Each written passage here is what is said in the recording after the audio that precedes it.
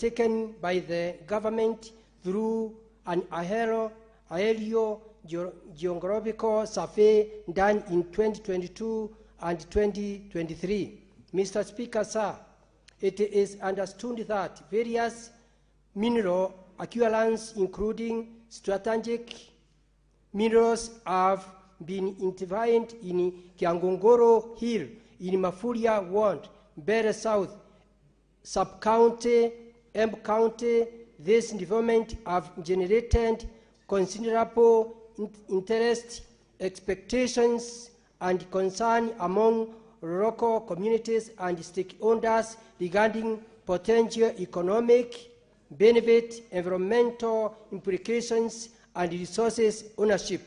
In the statement, the committee should address the following: the current status of verification, mapping, and comprehensive assessment of the identified mineral deposit in Embu County.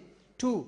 The State Department for Mining plans regarding further exploration, licensing, and eventual extraction of the identified minerals. 3. The indicative timeline within which excavation or commercial mining activities, if any, are expected to commence, and the measures being put in place to ensure mineral local community participation, environmental protection and sustainability, and equitable sharing of benefit arising from the exploitation of these resources. Senator Mudigi, Embu County, Doctor. Senator for Machakos County, the Honorable Agnes Kavindu. Thank you, Mr. Speaker, for this opportunity. I have two statements. Request for statement on the non-payment of gratuity to 33 former employees of Machakos County government. Mr. Speaker, sir, I arise pursuant to Standing Order 53-1 to seek a statement from the Standing Committee of Labor and Social Welfare on matter of countrywide concern regarding the non-payment of gratuity to 33 former employees of County Government of Machakos. Mr. Speaker, sir, the affected former employees of the County Government of Machakos diligently served between the year 2015 to 2022 under contracts that expressly provided for gratuity and part of their terminal benefits, with regular deductions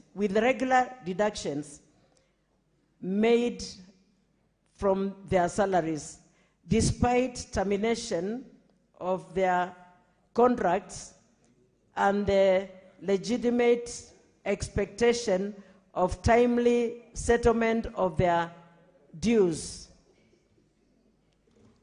The gratuity remains unpaid. Mr. Speaker, can you protect me from senators? Thank you. These three senators before me.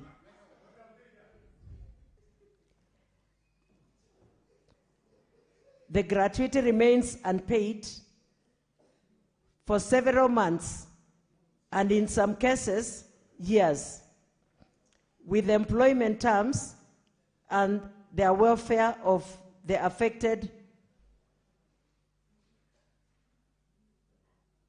years after their exit, raising serious concerns about accountability, compliance with employment terms, and the welfare of the affected individuals.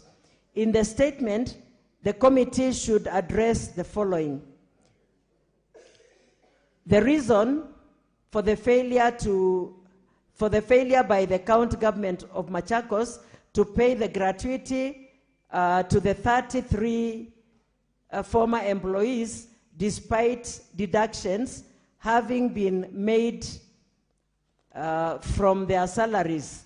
2, the current status and whereabouts of their deduction gratuity funds, including whether the funds were set aside, remitted, or otherwise utilized. 3, the measures the county government has put in place to ensure payment of the outstanding gratuity and the timelines of the settlement of the same. 4, the steps being taken by the relevant oversight and regulatory bodies to ensure compliance by county government with employment contracts and protection of employees' terms and benefits. 5, the measures being implemented to safeguard county employees across the country from delayed or non-payment of their gratuity and other terminal benefits. Senator Agnes Kavindu Mudhama MP, Senator Machakos County. I'll read the second one. Request for statement on the deteriorating condition of Mulolongo Market in Machakos County. Mr. Speaker, sir, I rise pursuant to Standing Order 53-1 to seek a statement from the Standing Committee of Devolution and Intergovernmental Relations on a matter of countrywide concerns regarding the deterioration condition of Mulolongo Market in Machakos County. Mr. Speaker, sir, Mulolongo Market is a vital commercial hub within the Nairobi metropolitan region, supporting thousands of traders, including small-scale vendors and mama mbogas. The market continues to face severe infrastructural challenges such as poor sanitation, inadequate waste management mechanism, blocked drainage systems, muddy access routes, and insufficient public utilities. In the statement, the committee should address the following. 1, the measures undertaken by the county government to improve sanitation, waste management, and drainage within Mulolongo Market. 2, whether the funds have been allocated for rehabilitation works, including paving of access roads and walkways in the market. And 3, the immediate and long-term interventions planned to establish modern market infrastructures and essential facilities such as proper drainage systems, paved surfaces, sanitation blocks, and organized trading spaces to ensure safe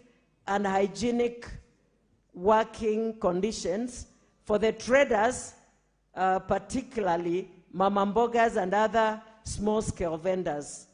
Senator Agnes Kavindu, MP, Machakos County. Thank you, Mr. Speaker. Senator for Marsabit County, the Honorable Mohammed Chute.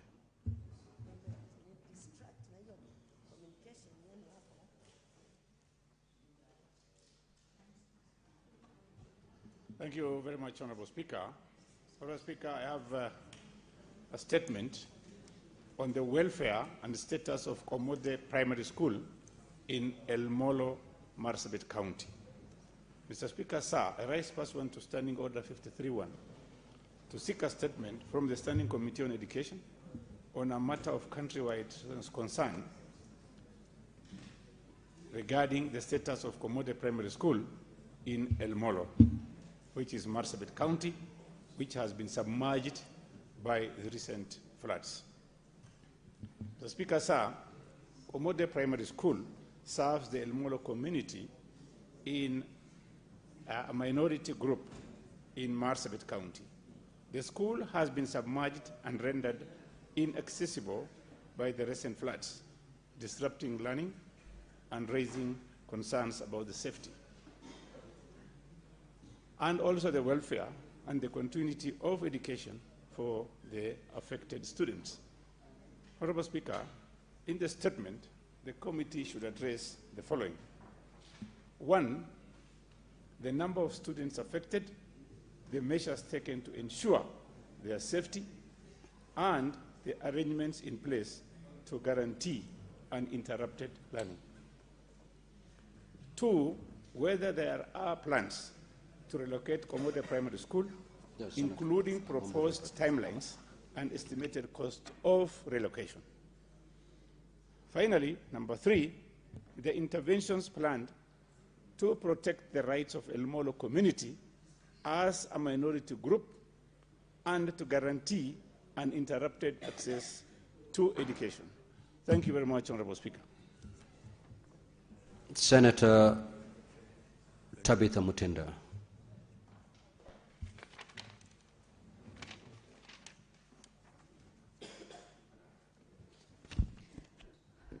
Thank you, Mr. Speaker. I'm trying to use the screen. I rise pursuant to Standing Order 53-1 to seek a statement from the Standing Committee on Finance and Budget on a matter of national concern on the impact of the debarment of the World Bank Group of PricewaterhouseCoopers Limited, Kenya, on donor-funded projects in Kenya. On the 18th of March 2026, World Bank Group debarred PricewaterhouseCoopers and Associates Africa Limited, PricewaterhouseCoopers Limited Kenya, and PricewaterhouseCoopers Rwanda for collusive and fraudulent practices in a World Bank-funded electricity project in Ethiopia. The debarment renders the firm's ineligibility to participate in World Bank-funded projects during the sanction period. This debarment has a far-reaching implications for Kenya, which has significant portfolio of donor-funded projects. In the statement, Mr. Speaker, the committee should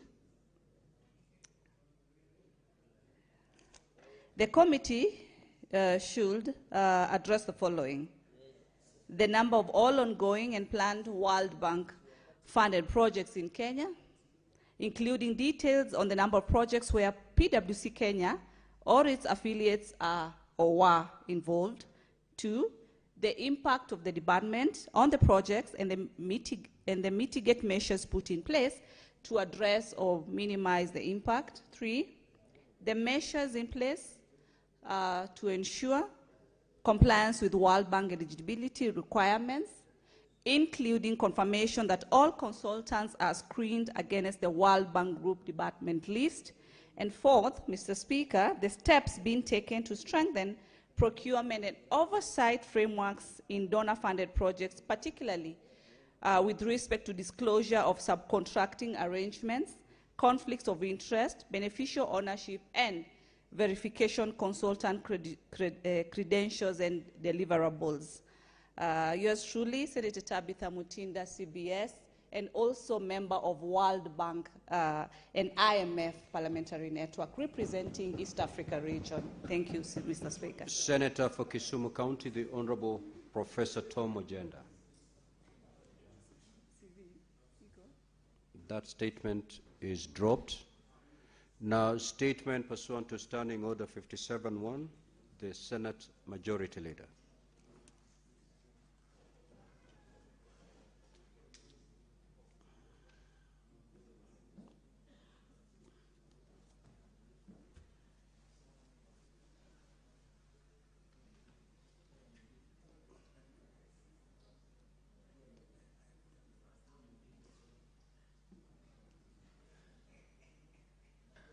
Thank you, Honorable Speaker.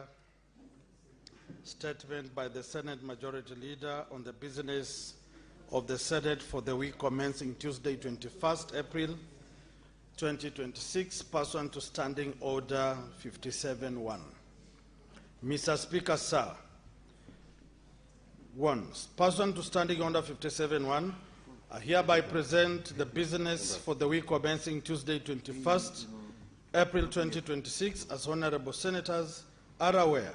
In accordance with the calendar for the 5th session, the Senate will proceed on a 2-week recess at the rise of the Senate today.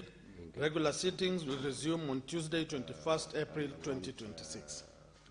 During the recess, the 6th Legislative Summit will be held in Mombasa County from 13th to 17th April 2026 under the theme Resilient County Assemblies, Reinforcing Representation, Legislation and Oversight.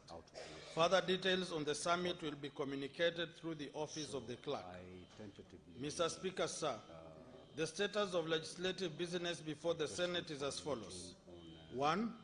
64 bills are pending conclusion, of which 43 are at second reading, 16 are at committee of the whole, and 5 are waiting first reading, 4 of which are scheduled in today's order paper. 2. 14 motions are pending conclusion. 3. 16 petitions are pending conclusion by respective standing committees. Of this petition, 15 are due for reporting, and 485 statements pursuant to Standing Order 53-1 are under consideration by respective standing committees. Mr. Speaker, sir, at the next sitting of the Senate on Tuesday, 21st April 2026, the tentative business for the day will include business not concluded from today's order paper, as well as business indicated in the notice paper. 5. The tentative business for the morning sitting on Wednesday, 22nd April 2026 will include questions to Cabinet Secretaries as approved by the Senate Business Committee, as well as motions. The questions scheduled include question to the Cabinet Secretary, Ministry of Interior and National Administration, question to the Cabinet Secretary, Ministry of Health, and questions to the Cabinet Secretary, Ministry of Cooperatives and Micro, Small, Medium Enterprises Development. 6. In this respect, I urge senators who have filed questions to the 3 Cabinet Secretaries to ensure that they are in chamber to ask the questions. Mr. Speaker, sir, during this part of the session, the Senate has failed to attain quorum on 2 occasions on Wednesday morning and consequently could not commence its proceedings. This does not augur well for the Senate, particularly when Cabinet Secretaries have already been invited and are present within the precincts of Parliament, yet proceedings cannot begin due to lack of quorum. I therefore take this opportunity to urge honorable members, senators, as we proceed to recess, to take time and reflect on the progress we have made and approach part 2 of the 5th session with renewed energy and commitment. 8. Tentative business for the afternoon sitting on Wednesday, 22nd April 2026 will include business not concluded on Tuesday's order paper and the following. A. Bills at second reading. The County Government's State Officers Removal from Office Procedure Bill, Senate number 34 of 2024. The County Government Amendment Bill, Senate Bills number 39 of 2024. The Street Naming and Property Addressing System Bill, Senate Bills 43 of 2024. The County Government Laws Amendment Bill, Senate 53 of 2024. The County Government Laws Amendment Bill, Senate 14 of 2025. And the National Construction Authority Amendment Bill, Senate Bills number 15 of 2025. Bills at the Committee of the Whole. 1. The Nuts and Crops Oil Development Bill, Senate Bills number 47 of 2023. The Heritage and Museums Bill, Senate Bills number 8 of 2023. The Statutory Instruments Amendment Bill, Senate number 10 of 2024. The County Hall of Fame Bill, Senate Bills number 18 of 2023. the Public Fundraising Appeals Board Bills number 36 of 2024, the Environment Laws Amendment Bills, Senate Bills number 23 of 2024, the Sports Amendment number 2, Bill, Senate Bill number 45 of 2024, the Kenya National Council of Relation and Development Bill number 72 of 2023, the County Oversight and Accountability Bill, Senate Bill 3 of 2024, the Sports Amendment Bill, Bill number 33 of 2024, the Electronic Equipment Disposal, Recycling and Reuse Bill, Bills number 5 of 2025, and Public Procurement and Asset Disposal Amendment Bill, National Assembly Bills number 48 of 2024. Motions: delinking junior secondary schools from primary schools. 9. The projected business for Thursday, 23rd April 2026 will include business not concluded in the order paper of Wednesday, 22nd April 2026, and any other business scheduled by the Senate Business Committee. Mr. Speaker, sir, in conclusion, I take this opportunity to wish honorable senators a happy and peaceful Easter holiday. I thank you and hereby lay the statement on the table of the Senate. Senator Aaron Cheriot, Senate Majority Leader. Thank you, Honorable Speaker. Honorable Senators, I will allow comments for not more than 15 minutes. If you get an opportunity, kindly speak for not more than 3 minutes. The Honorable Onyonka, Richard.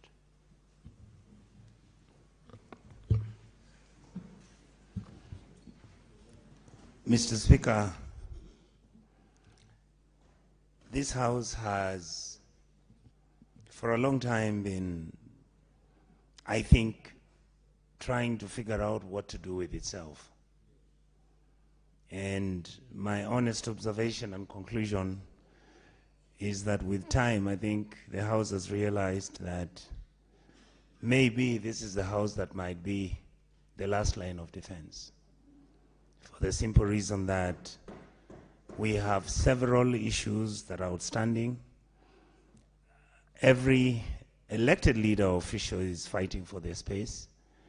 And Mr. Speaker, what normally you realize is that in the process, there are those who suffer, and that's the Kenyan public.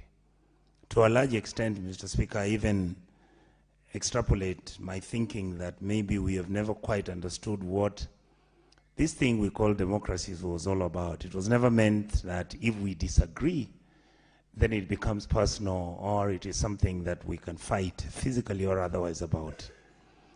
My conviction and belief is that this House understands its responsibility. I believe that the Kenyan public has got a soft heart for this House because it knows, you know, this House is the only one that does not directly handle money. The reason for that is that you have the two levels of national level and at the county level, and therefore our role is purely just to oversight. And this oversight sometimes is not very clear to people. This oversight is seen as being vindictive sometimes, it is seen as an exercise in futility, and others seem to think that our job in this House is actually meant to be just a house for retirees and people who have literally no value, since it is assumed that many of us would be moving towards the elderly years of our years. And yet in reality, this House carries some of the best, some of the most intelligent, some of the most educated people. Mr. Speaker, if you were to sit here, starting with yourself, and we start running what everybody's CV is, Kenyans will shudder. It is only last month that I came to know that my vice chair in the Committee of Health, Tabitha, is a pharmacist. I actually didn't know. And it has been wonderfully useful when we go to health facilities, when we visit the hospitals, and we try and interrogate.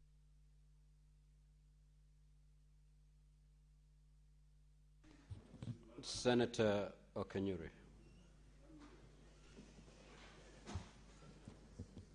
Thank you, Mr. Speaker.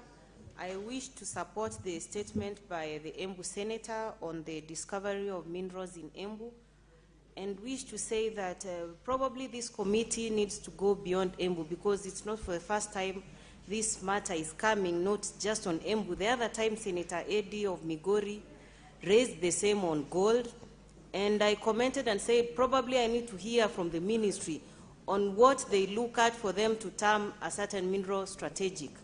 For instance, we have soapstone down in Tabaka, South Mugrango and Kisii, and this has existed for a very long time, but I've seen very little intervention from the ministry to have that looked at seriously, so that all regions and whatever mineral that exists in their areas can benefit the people. And I hope the case in Embu is not going to be the case in Turkana, whereby such mineral is discovered and the residents take a very long time for them to ever see the essence of why this was even brought to their attention, Mr. Speaker. So, Mr. Speaker, I want to request that the committee that is going to look into this issue goes beyond just Embu County and the very many other areas where minerals have actually, discoveries have happened. I thank you, Mr. Speaker. Senator for Nairobi City County, the Honorable Edwin Sifuna. Speaker, listening to the request for statement by the Senator from Machakos, the Honorable Kavindu, you will notice that our people have a yearning for development. My reading and understanding of the Constitution under the 4th schedule, clause 7, when it comes to trade and development and regulation, this is a function that is specifically assigned to county governments. And I want to reiterate, Honorable Speaker, that we here in Nairobi have witnessed very, very unfortunate spectacle just a few days ago, that there is a government program to redevelop Gikomba market.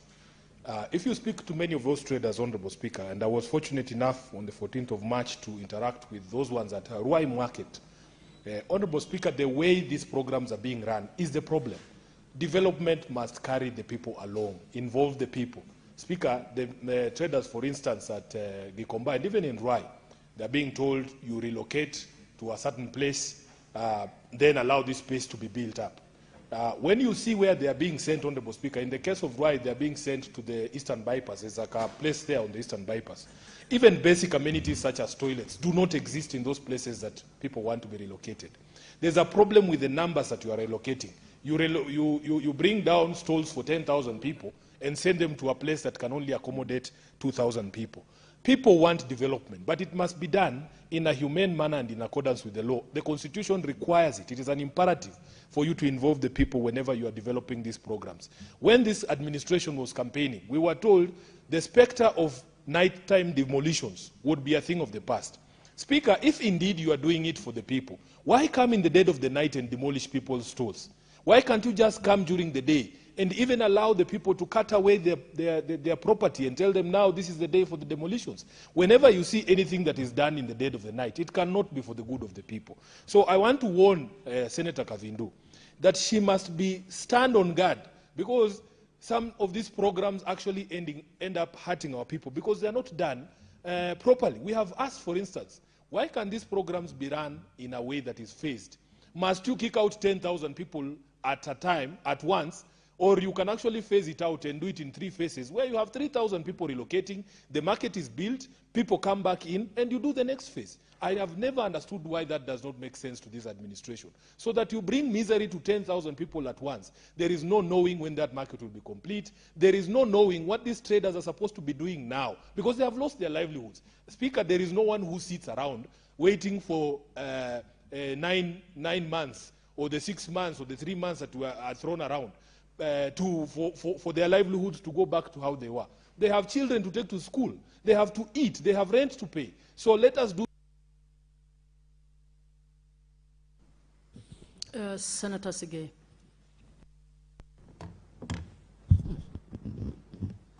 Thank you, Madam Speaker. Let me respond to the statement by Senator Kavindu in terms of the unremitted statutory deductions by the various county governments on the payments due, whether as NSSF deductions or whether they are NHIF deductions.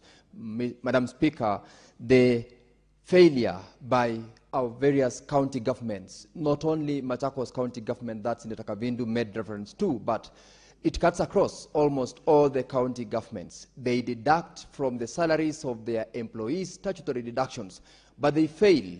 And in most cases, Madam Speaker, especially when you note from the report of the Auditor General, these deductions are intentionally retained for diversion to other interest claims.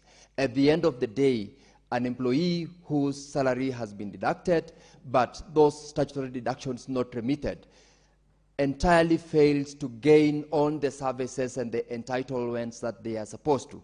And I support that to the extent of the deductions which are done by the various county governments, we must be able to compel them to make sure that once they are deducted within certain timelines, because that is the requirement of the law, those deductions must be remitted to the relevant, whether it's a government agency or whether it is a statutory institution like NSSF or NHIF that receives, and failure to which penalties must be put on the unpaid or unremitted amounts, so that at the end of it all, it is the employee who will benefit as well as that institution in form of the penalties that are levied on the county governments that not deduct. Madam Speaker, I do therefore expect that the committee that will be expected to deal with this statement will pass a resolution that will be able to support the employees whose deductions are not remitted. I thank you.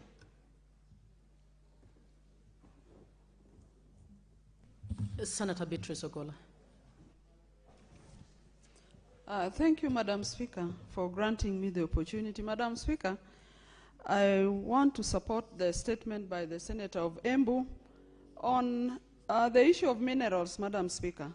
But, Madam Speaker, it is important to notice that there are serious challenges to this industry, Madam Speaker. For example, Madam Speaker, the issue of royalties continue to remain unsolved by the parent ministry.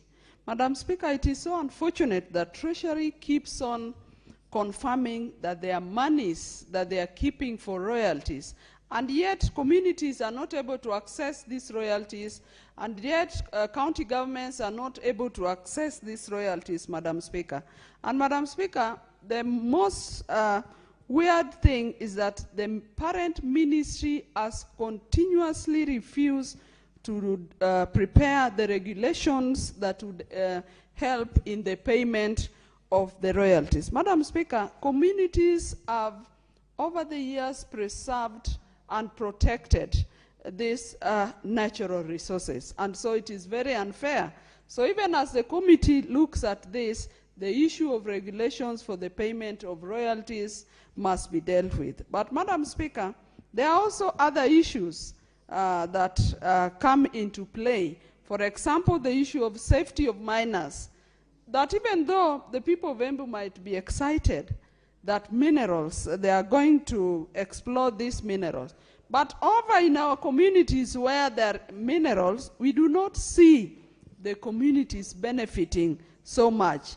Madam Speaker, in the past we have seen a lot of accidents where a number of miners have lost their lives when they are buried in gold mines. We have seen the challenge that is there in Western Kenya of the gold mining area in Kakamega and in Siaya.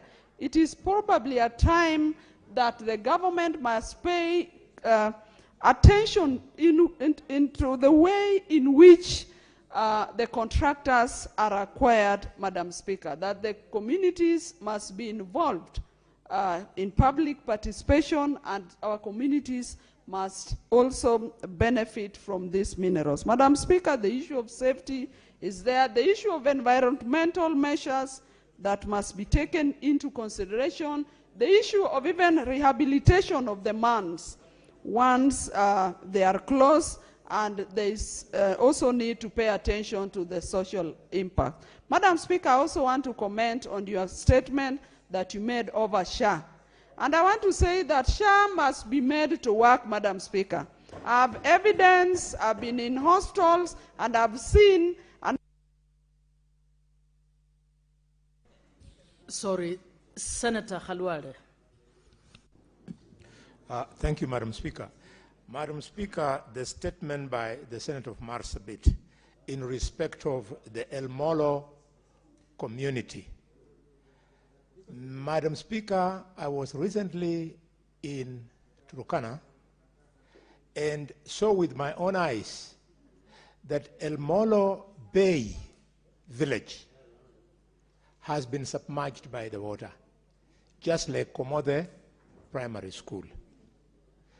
This statement, I urge that the government must come clear on how they are going to settle the villagers of El Molo Bay village, and what's more, instead of taking the funds, Madam Speaker, from the recoveries they make through the housing levy and investing those monies in treasury bills, can the government, since they are unable to absorb that money, they have too much money, can they go and take this community to a safe ground? This is a community that doesn't have an MP in Kenya.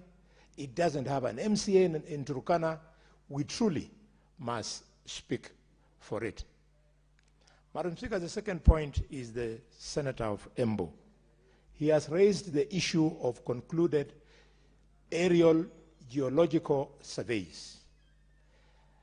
Maybe some members might not know, at the end of this aerial geological survey, when the investors now come in, they do not go and apply for a mining license. They apply for a survey license. So they're going to stay there for the next 10 years, mining these minerals, pretending that they are doing surveys when in fact they are making profit. And finally, on that point, Madam Speaker, the government must tell us what are the minerals in Embu. Is it diamond? Is it gold? What is it? The old mindset where African countries have never benefited from minerals must come to an end with the new governments. I was in the House of Commons and I saw a seat 20 feet tall, pure gold, on which the Queen was sitting, small like this, and that thing is built from gold that was gotten from a Kolomani in Kakamega and from Accra. And we got nothing in exchange, Mr. Speaker. This must stop, and I'm surprised that the government today is supporting some fellow gold, Chanda Gold, to come and continue furtherance of that exploitation of the people of Kakamega in a Kolomani, Shinya. Next order.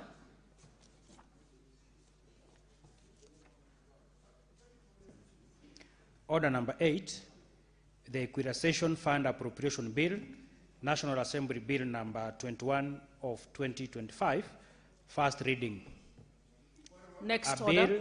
A bill for an act of parliament to authorize the issue of a sum of money out of the Equalization Fund and its application towards the service of the year ending 30th June 2026 to appropriate that sum of certain public-based services and for connected purposes. Next order. Senator Khalwale, what's the point of order?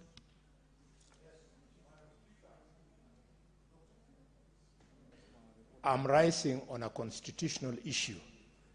And now that we have taken the order on bills, the matter is in respect of the division of revenue bill and the bill for the county allocation of revenue. Madam Speaker, Article 218 of the Constitution states that at least 2 months before the end of each financial year, there shall be introduced in Parliament A, a division of revenue bill, and B, a county allocation revenue bill. Madam Speaker, going by what happened yesterday, it looks like the Division of Revenue Bill has been paused. And arising from that, Madam Speaker, for which I would like you to guide the House, arising from that, the county allocation of revenue bill, which arises from the decision on the division of revenue bill, cannot be introduced before Parliament. Given that today is the last sitting, when we come from recess, Madam Speaker, we shall be remaining with only 3 sitting days before this constitutional timeline is breached. How is the office of the Speaker, the office of the House or Senate Business Committee, how do you want to navigate this so that these constitutional timelines are not beaten, and so that at the end of it, when we do it wrongly, Kenyans will go to court and find, Madam Speaker, that the Constitution, not the Constitution, the budget of Kenya 2026-2027 has been handled unconstitutionally by Parliament. What's more, Madam Speaker, the pausing of the Division of Revenue Bill yesterday, what was the wisdom? The Division of Revenue Bill is not just about the money that goes to county governments. This House had a quarrel with governors. It had no quarrel with the national government. It had no quarrel with the money meant for equitable. Yes? I think I would want to stop you and bring your attention to order number 18. The order number 18 today is the Division of Revenue Bill. So kindly sit down, let us finish. Madam Speaker, if you allow me to finish, I don't want to be rude. If you allow me. Can you quickly finish what you're saying? Yeah. Yes, Madam Speaker. These are constitutional issues. They'll end up in court, and we look like all of us, we don't know what we are doing. I would like clarity on this matter because we had no quarrel with the Equalization Fund, which is in that bill. We had no quarrel with money due to the national government, which is in that bill. We only had a quarrel with money due to county governments. And what is more, not all governors have breached the requirement to come before the Public Accounts Committee. They have come religiously. So when you pause it and you punish everybody. Senator Halwale, I have actually brought to your attention that the bill is scheduled as order number 18 in today's order. Senator Sifuna, what is your point of order?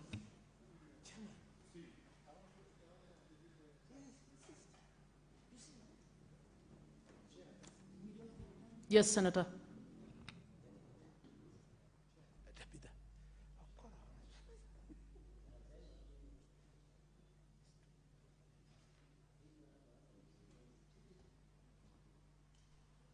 Madam Speaker, in my understanding of the decision that was taken by this House yesterday, is that we are not sending a single coin, it doesn't matter under which instrument, to these governors.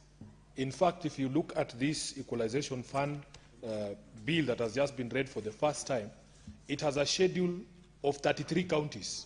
I can confirm that the 29 that precipitated this problem, including Wajir, where the chair of the Council of Governors, who is the problem in this issue, is here expected to receive, let me see, a total of 1.9 billion Kenya shillings. We are not giving the governor of Wajir money, period. Senator So, Sifuna. Honorable Speaker, no, just a clarification I wanted from you is, if you are telling us that we decided yesterday to stand down the division of revenue, what is it doing on our order paper?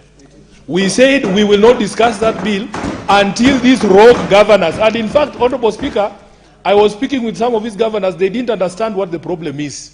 The problem, the cause of this stalemate is the governor of Wajir. In fact, Honorable Speaker, governors were coming to CPAC, and being called by the governor of Wajir, we are not going to give him 1.9 billion shillings so that he can dance around telling us that he's the one who knows about the evolution. Senator Sifuna, At order number 12, we are actually going to finalize the conversation that we had yesterday. The record must be set. Senator Sifuna, please. Let me clarify, Speaker. Let me clarify. Okay. Yesterday, and the Hansard can bear me witness, the majority leader stood to move the division of revenue.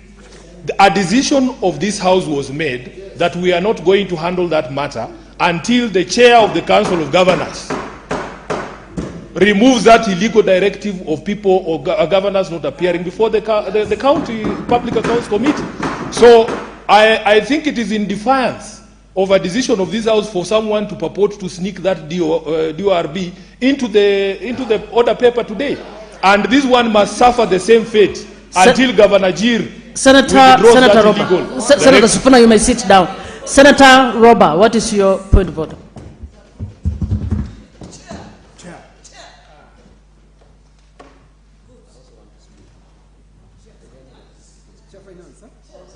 Chair Finance, but he's subject of this House. No. The Chair Finance is subject of this House.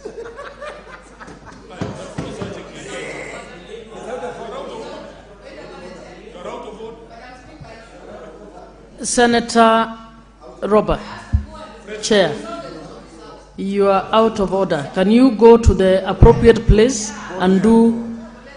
It has come. It has come. Thank you, Senator Roba. You may proceed.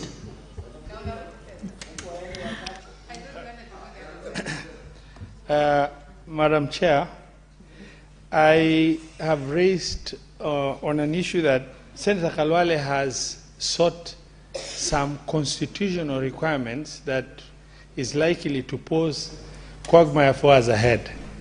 He is not questioning other decisions that maybe the chamber has done. The issue he requires is guidance in line with Article 218 that requires the tabling and processing, at least 2 months before the end of each financial year, the division of revenue bill and county allocation of revenue bill, and the politics around the issue that is happening right now within the Senate and the county government. We have some challenges that need to be navigated. And the point here, Senator Sifuna, not that I'm addressing you through the chair, is the concerns he has shared is taking cognizance of the provisions of these articles and the reality we're dealing with and the fact that we're going on recess. How do we legally navigate around it? And as a respected legislature, I did not expect you, my colleague, to stand and say, regardless of whether the Constitution says or the law says. That one, I believe, it shouldn't have come from you. The answer will indicate the same. The provisions are reality that is with us. The leadership of this House must navigate realistically around the constitutional requirements that are here. And we are not ignoring the decisions that has been made. And as the committee responsible on behalf of the House on these issues of constitutional deadlines, we need to be guided, as a House. How do you intend us to navigate around it? That is what Senator Kalwale asked. He did not delve into other issues. Let's just restrict ourselves the constitutional requirements in the light of what's happening and the reality that we are going on recess. Senator Roba, you may have your seat, please. No, you can't have a point of order after a point of order. Senator Roba, we have adequate time. There is no danger of the constitutional timelines being violated if that bill is not passed today. So, and we have the motion passed by Olekina. During that conversation, a decision can be made whether to actually discuss order number 18 to step it down and when to step it down. I don't think there is a constitutional requirement that that bill must pass today. So there is enough. You've raised, I think Senator Halwada has raised an important point. That important point will be handled by the House leadership. I don't think it has to be handled now. Yeah.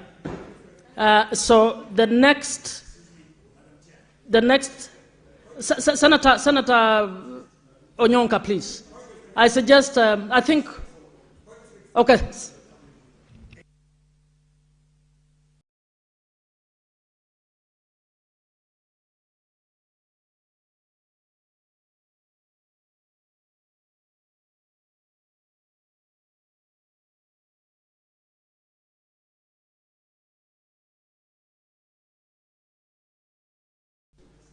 Thank you. Madam Speaker, I hope that my colleagues realize that the constitution we have is actually a cut and paste from the US Constitution.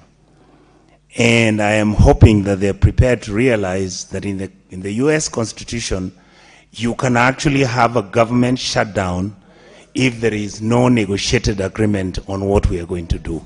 So I would want, because that has never happened, I think we need to start thinking about the precedent of such an exercise. Thank you, Madam Speaker.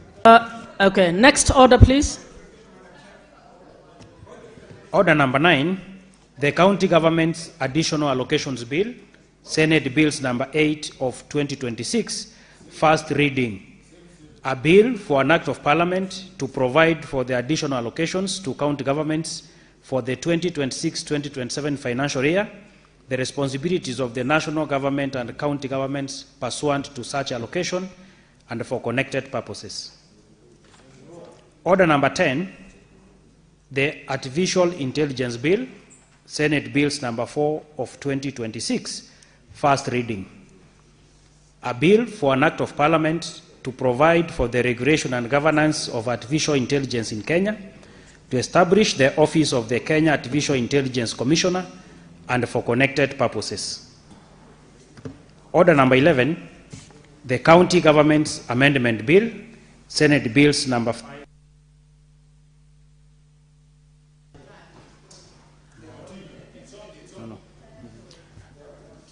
Order number 11, the County Government's Amendment Bill, Senate Bills number 5 of 2026, first reading.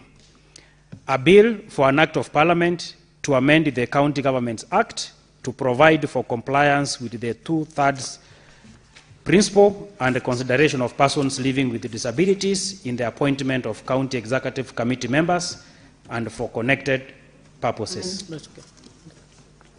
Order number 12, motion, implementation of recommendations by select committees on county public accounts and county public investment and special funds on Auditor General reports for financial year 2024-2025, resumption of debate.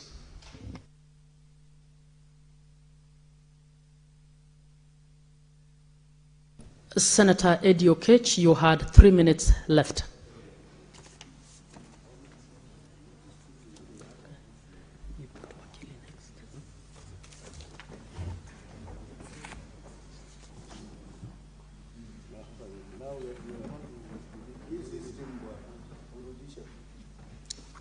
Why don't you come to the front? Oh, okay. It's not. It's okay. Proceed.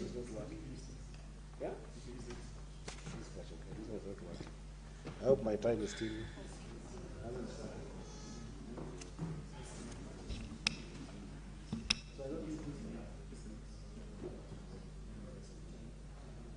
Please give him the mic. You have it. Oh, now I have the mic, Madam Speaker. I want to thank you, Madam Speaker. Just to put it in context, that yesterday we were discussing the agenda of why governors don't want to come to this house and the consequences this as in terms of our mandate and our role to send money to the counties, as well as to do our role in terms of being the watchdogs for the counties. And Madam Speaker, I like the fact that all the senators that I've seen in this house, majority of us, in fact almost all of us, do not do oversight in funerals. We do not do our oversight roles in functions in the villages. We do our oversight roles professionally in this house so that our accountability does not become a witch hunt. And that is the context with which the reports that have been put in this house by all the honorable senators of this house make us more honorable than governors. But that is not to say that we cannot be able to hold these governors accountable. And in that context, Madam Speaker, I was asking the people of Kenya yesterday that if the Auditor General, for instance, in the case of Migori County, as indicated, the following.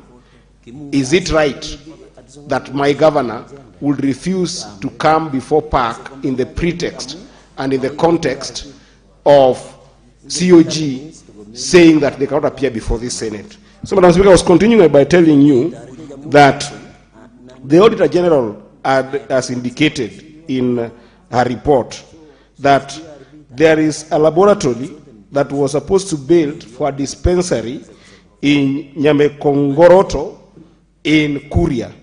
And the governor of Migori, with the grace of the executive, used 4.1 million shillings.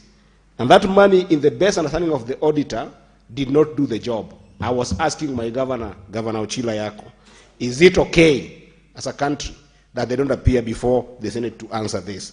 Madam Speaker, further, there was a maternity ward. You know how our women have suffered in this country, in a place called Nyamotembe Dispensary. This also is in Kuria. That the Auditor General report that is before you, that were tabled in this house yesterday, says that there was a use of 3.8 million shillings to build that particular ward. And the Auditor General went there, the money was used, but the ward was not built. I am asking the nation and the country, is it right for my governor not to appear before the committee of this house to answer to this money? Madam Speaker, there is a laboratory also for a healthcare center in Getabwanga Health Center in Kuria again, that the governor planned 1.5 million. And the Auditor General says the money was used and the ward was not built. The laboratory was not built.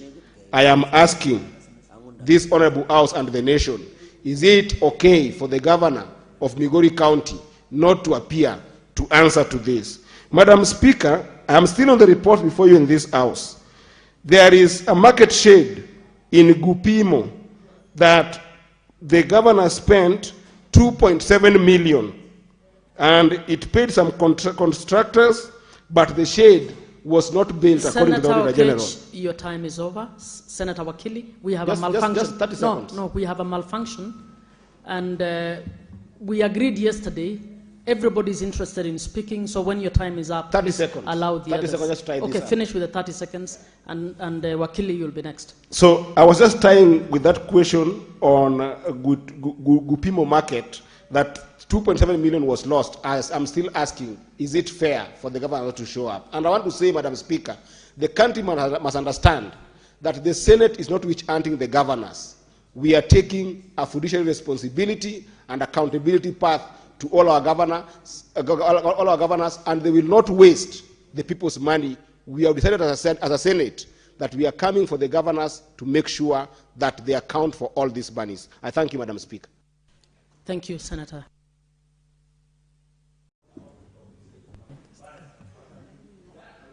This thing is malfunctioning.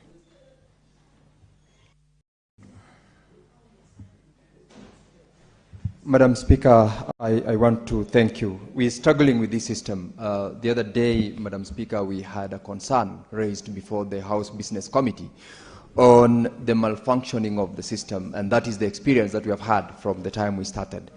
But nonetheless, we have got important business to deal with.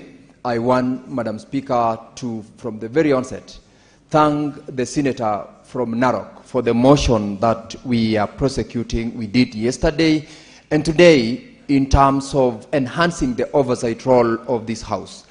And Madam Speaker, I do recall that previously we have equally prosecuted a motion that required all county governors to have any allocation to them as a first charge on pending bills paid out. That has never been implemented.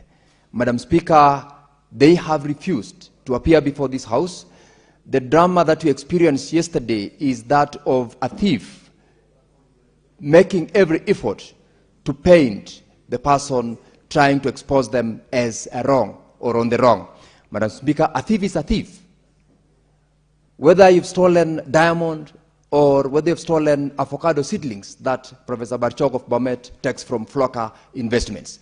So we need to call them by their names. And when the Auditor General gives us a report, I want to thank the committee for having proposed, and which we all support, that we adopt all the recommendations of those governors who appeared or who didn't appear before the committee for implementation. And some of them, Madam Speaker, taking pride on their appearance, including my governor, appearing before the committee to ask for an excuse and more time to go and explain and get documentation is not proper appearance, does not take away the responsibility that the Auditor General has given on the money stolen, and it still exposes the resources of our various county governments that have been stolen. And therefore, as a House, we must stand firm. And I want to agree with the rest of the colleagues here that we would have no business pushing for additional allocation or passing legislations that facilitate allocation of resources to these county governments when the same people who are supposed to account for the resources we have sent sees us as enemies of development. Immediately they get the resources.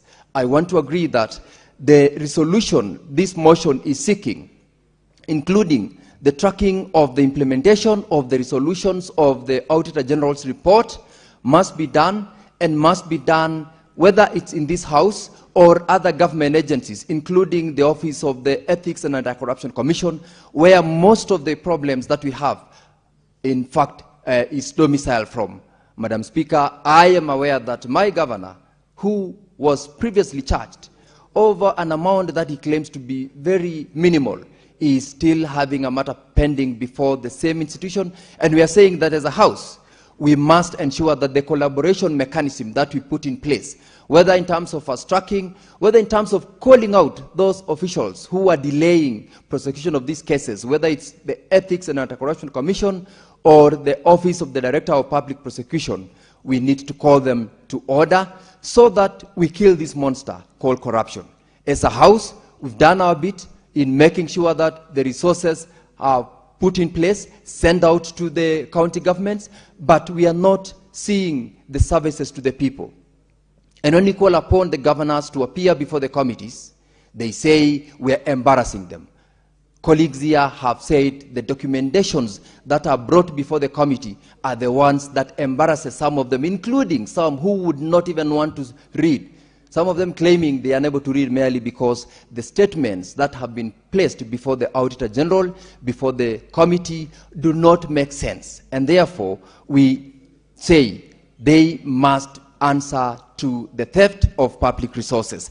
Madam Speaker, it doesn't make sense. For example, from the Auditor General's report, in the county government of Bomet, Professor Barchok takes Kenya shillings 119 million for casual employees whose records are not available. This money is taken by heads of departments and are not paid out. A number of them, Madam Speaker, have gone to court complaining matters are pending in court, and over 119 million, as reported by the Auditor General, has been siphoned from the public coffers. Do they want us to keep quiet when such amount of money have been lost? Madam Speaker, we took oath of office to protect devolution. We took an oath of office to make sure that services to the public are done by those who are relevant, and we must call them out. It does not make sense, Madam Speaker, where irregular payments of over 1,454 officers amounting to 50 million are paid outside the IPPG system. We can't keep quiet when this money is paid out through IPPG system that tells you this money is paid to ghost workers. The public are crying to be employed. We are crying to get our brothers and sisters, our sons and daughters who have gone to school to be employed, and they opt to pay outside the system because that is the only way they can siphon this money. Over and above that one, Madam Speaker, we have got the sailings which the Auditor General reported. As a matter of fact, the governor's residence, which had a sailing of 45 million Kenya shillings, right now the report indicates that over 100 million Kenya shillings have been spent in building a governor's residence. Over 8 years ago, over 100 million have been spent, and the structure is still in a dilapidated state. The contractor is not on site, and they want us to keep quiet. They want us to go out there and say we are politicizing. Madam Speaker, that will not happen. This House will do that which the Constitution requires them. Madam Speaker, there is a lot. We've got over 25 ward offices which have been undergoing construction for the last 15 years since devolution began, and every financial year allocations are being made. The projects are never getting completed. As we speak right now, they are all stalled projects. Out of 25 wards in Bomet County, I think there are only 3 that are complete but have not been utilized. We can't keep quiet when public resources are being abused. We cannot keep quiet when we are watching money being stolen. And I like the fact that this House decided that if you have failed to appear, let monies that are meant to go to those counties be stopped. Unfortunately, the public servers, but let us do this so that the public gets to know that we are not witch hunting on these governors. We're just telling them, be responsible because we have given you the resources. When Kenyans passed the Constitution in 2010, they did not do it in order to devolve corruption. They did devolve governments expecting the governments to serve the people at the lowest level of representation, but they did not anticipate theft at the lowest level. They didn't anticipate governors who will be in office and who do not want to be asked to account for the resources which are sent from the national government to the county governments. It doesn't make sense that we are struggling right now. Out of the allocations to our counties, 50 to 60% of them have become employment bureaus. The amount of resources that goes into recurrent expenditure is over 50%, and the amount that goes to development is less than what the Constitution provides. We must, Madam Speaker, speak out this. We must call out those governors, not only those who appeared before the committee, but all of them, because the Auditor General's report has got various issues raised and specific to a number of these counties, and we must call them to book, and we must tell them. If it's about, for example, what Senator Osotsi, the chairperson of CPIC, the Bomet Water Services Company, Sewerage Company, is not a going concern. Madam Speaker, we appeared before them, the CEO of that institution and the CEO for water confirmed that it is no longer a going concern. Unfortunately, over 100 million Kenya shillings has already been budgeted for, allocated, and employees have not been paid their salaries. For the last 2 years, remittances have not been remitted, whether to NHIF or NSSF, yet these resources have already been budgeted for, have been allocated, and have been taken, of course, to the relevant accounts. But unfortunately, the county government, the governor and his cronies are the ones who are taking away. Apart from that, Madam Speaker, the law on health, Bomet County is one such county where the governor has decided to pass a policy where all dispensaries that receives FIF resources remit back to the county government over 25% of the remittances. He appeared before the committee. He admitted that that was what they were doing and requested for more time to go and rectify. How can you rectify an illegality? This money gets back to the county governors, and it is unknown what utilization that money is done. And therefore, they would not expect us to keep quiet when we are getting to know that these resources is going to individuals, is going to their friends, yet we don't have drugs in our dispensaries, employees have not been paid, the infrastructure in those dispensaries are terrible. Madam Speaker, there is a lot that we must speak about. ECD centers, where over 111 million Kenya shillings have been allocated and signed up with contractors, but a good number of them do not have documents of ownership. Where does 111 million go to, if not to the stomachs of this team? Where does over 115 million Kenya shillings that has been set aside for the purchase of the stadium? Yet we are aware that amount has not been paid.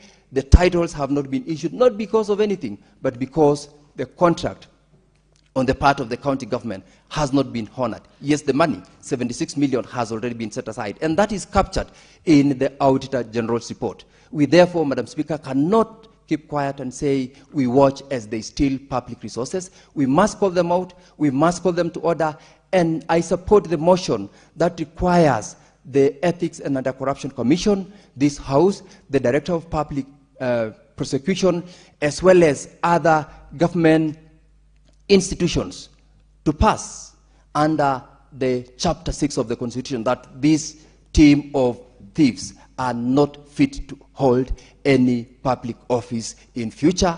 And even right now, Madam Speaker, I support and I thank the Honorable Senator Olekina, as well as the members that have come out to support this cause, because the only way we will perform our role under Article 96 to protect Constitution is to speak out. We don't have resources. We are the ones who are giving them resources. We must speak out. We must tell Kenyans, we must tell the residents of our various counties that we send resources, but they are stolen. We send resources and few people steal that money for their own benefit, and they must therefore be called out so that they know they are being watched, and Kenyans will not tolerate that as much as they are saying we are embarrassing them. We will continue embarrassing them in this House, in other places where we will. And lastly, allow me, Madam Speaker, to just quote for them the fact that they might be thinking they have the resources right now to protect themselves, whether in court, whether to pay for their way out, or get goons like the one who did yesterday here to protect himself here and in their places. Madam Speaker, Alex Hayes says, theft may give you a momentary advantage, but karma will ensure that you pay the price. Whether they will survive right now when they're in office, the law will catch up with them and they'll pay the price for stealing public resources. Madam Speaker, I support. Honorable Senators, we agreed yesterday that only those who had not spoken to the motion be given opportunity. So I'd like to ask those who have not spoken to be the ones to log in so that they are given the opportunity. Next person is Senator Khalwale. No, I've not spoken on this matter. Thank you, Madam Speaker. Madam Speaker, the people of Laikipia, the county represented by the distinguished Senator Kenyan, may they hear that I'm rising to speak to the pain that they are going through under the hands of these governors. Madam Speaker, I want to laud the attempt by the Senator of Narok to put another layer of emphasis on the fact that governors must be accountable. That's all that we are saying. Madam Speaker, we want members of the public. I've been following the discourse that has taken place from the drama which was there yesterday and now, and the members of the public, some of them are losing it. Forget about that drama. What we are talking about is accountability. Just like Parliament insists that the national executive should give the first charge on the consolidated fund for public debt, similarly, Senate is saying on pending bills, they should attract the first charge before governors make any other commitment on expenditure. And this is exactly what governors do not want. They want to run county governments like kiosks. They want to run them like personal accounts. They want to run them like the accounts they have opened for their children to pay their school fees, not caring where they get the money from that they put in the accounts that they've opened in the names of their children. We want to insist that governors must present themselves for oversight. And Madam Speaker, so that I do not lose track, let me appeal to the people of Kakamega. People of Kakamega understand the Public Accounts Committee. Governor Barasa is lucky I don't sit there. If I was sitting there, I would have added more oomph into what they did to him when he came and they found he had fallen short of the glory. People of Kakamega, why Governor Baraza should be forced and be frog-marched to Nairobi is for the following reasons. So that the people of Malaba can be told what happened to the 100 million that was in the account for construction of Tumbeni Dairy Factory, where we had 78 high-grade dairy cows. He should come and tell us what happened to the 100 million. He should come and tell us how did the animals drop from 78 to today 17 animals. These people come in the night, some agents of the governor, and they walk away with the cows belonging to the public. They are cattle thieves. They are cattle rustlers. This is what we want them to respond to. The people of Malaba want Governor Baraza to tell them what happened to the 250 million shillings that in the books indicates that it was put on the Butali Maleha Road. The road is there looking like the bald head of Baraza. How I wish it was bald like mine. Mine is bald and smooth. Madam Speaker, the people of Mumias West and the people of Matungu want to hear Baraza explain what happened to the 400 million plus which he put for the construction of the road from Mumias town through Mwiboma, through Matawa, through Lureko, all the way up in Dangalasia.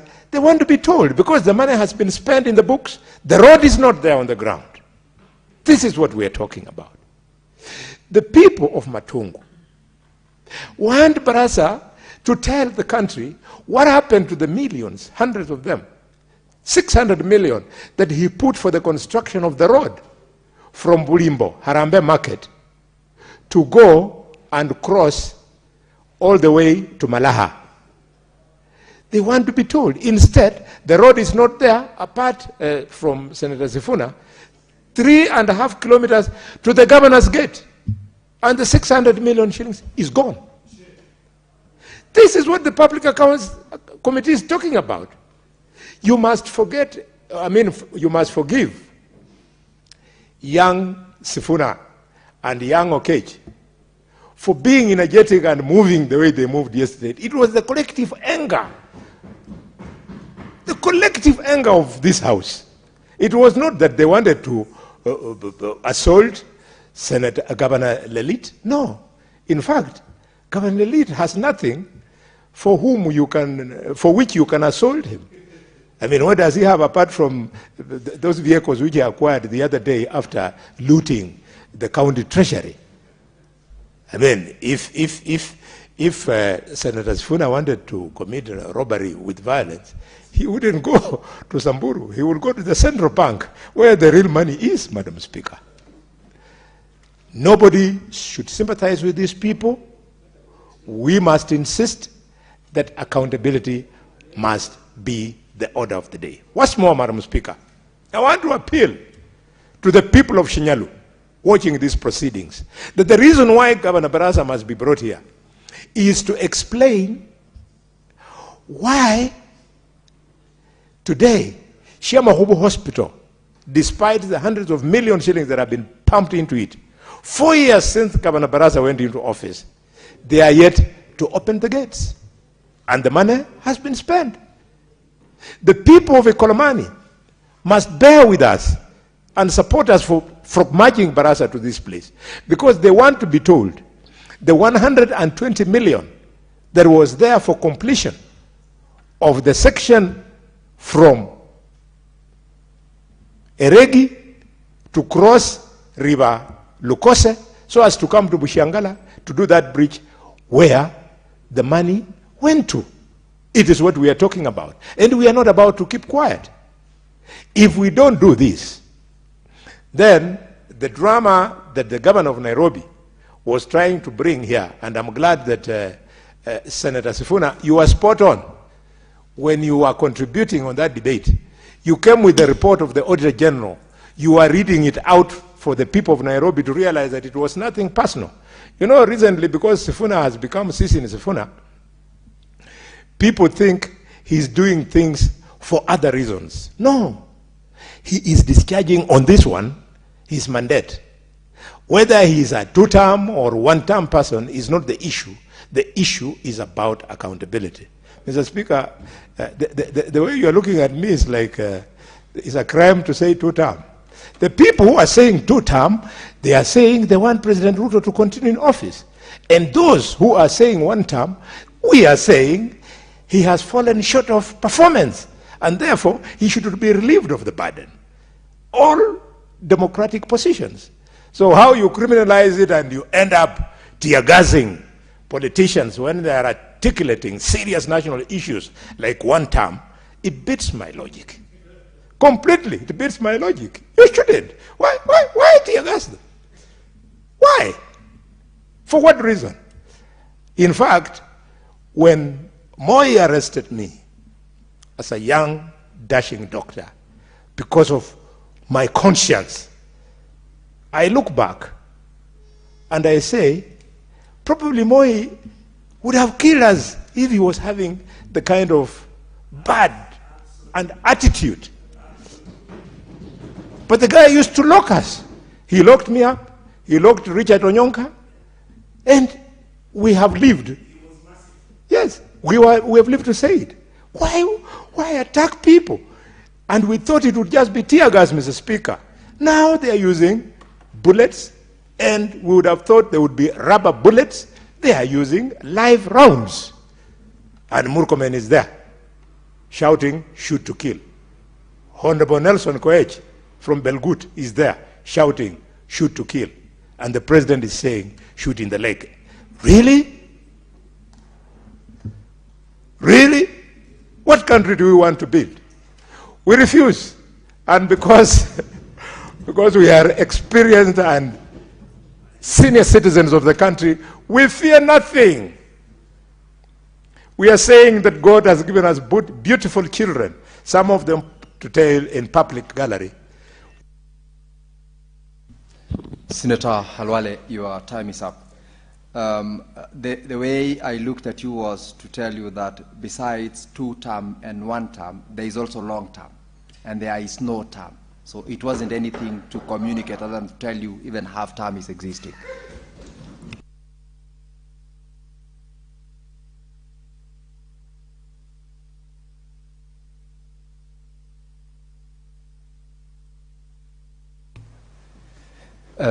Thank you, Senator Halwale. I'll ask Senator Muma to give her contributions.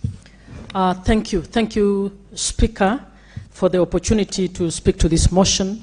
And thank you, Senator Ledama, for moving this motion, which I support, and with amendments. I don't know whether we can amend. Honorable Senators, this is a very important issue.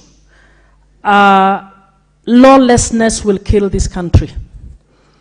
The senators are angry because of lawlessness. The PAC and PIC have carried out their task in accordance with the Constitution, but the governors think this is a joke. The governors think they are so much above the law that they cannot subject themselves to what the law requires. And I think that is bad. So the key issue here is lawlessness. What are we supposed to do about lawless public servants, lawless state officers? Are we supposed to be terrified and say, now if the governors say we cannot do this, then the Senate should proceed as we earlier were told by Senator Halwale, or their constitutional timelines? I think the country will collapse if we don't pass this division of revenue. We need to start asking our questions, these questions, seriously. And that lawlessness applies to everybody, including the Senate. And it will be my wish that the Senate and the Council of Governors would be the entities that are helping this country to bring back devolution on track. I feel so sad that we are at that stage where we are speaking at each other instead of speaking with each other to try and bring back devolution on course. The reports submitted by the two committees, CPAC and CPIC, it's unfortunate that they were just submitted on a day and there was hardly any time to speak on it. If you ask me, Honorable Speaker, this House should have had ample time, possibly a whole week of conversation discussing the reports for the 29 counties that have whose governors have refused to appear before the committees. That is the only way that the citizens in those counties get to hear what is in those reports. In this time of 10 minutes, we are just speaking in anger because of how they have behaved. But there is a serious accountability issue. I find it sad, honorable senators, that county public servants are being taken for a ride. Their statutory deductions have been squandered. If you have a government that doesn't care about the very people who take care of themselves, can they take care of citizens? I think we are in a bad place as a country. That you can consciously direct that statutory deductions be deployed to other things, be squandered, is a big problem for this country. And it is something, it points to the fact that the governance has gone wrong in Kenya and we need to do something about it. Now, the motion has proposed a number of things, and that's where I think we might want to relook and think of amendments. In paragraph 1, Senator Ledama suggests that we should resolve that PIC and PAC should track implementation of the Senate-approved recommendations and table monthly progress reports detailing the compliance status. My view is that PIC and PAC, having been the ones who have picked these issues, should not be the ones moving for implementation. It has been suggested in this House several times that an implementation committee be established, but that has not happened. I think good governance would require that we get a committee that can actually follow up on implementation.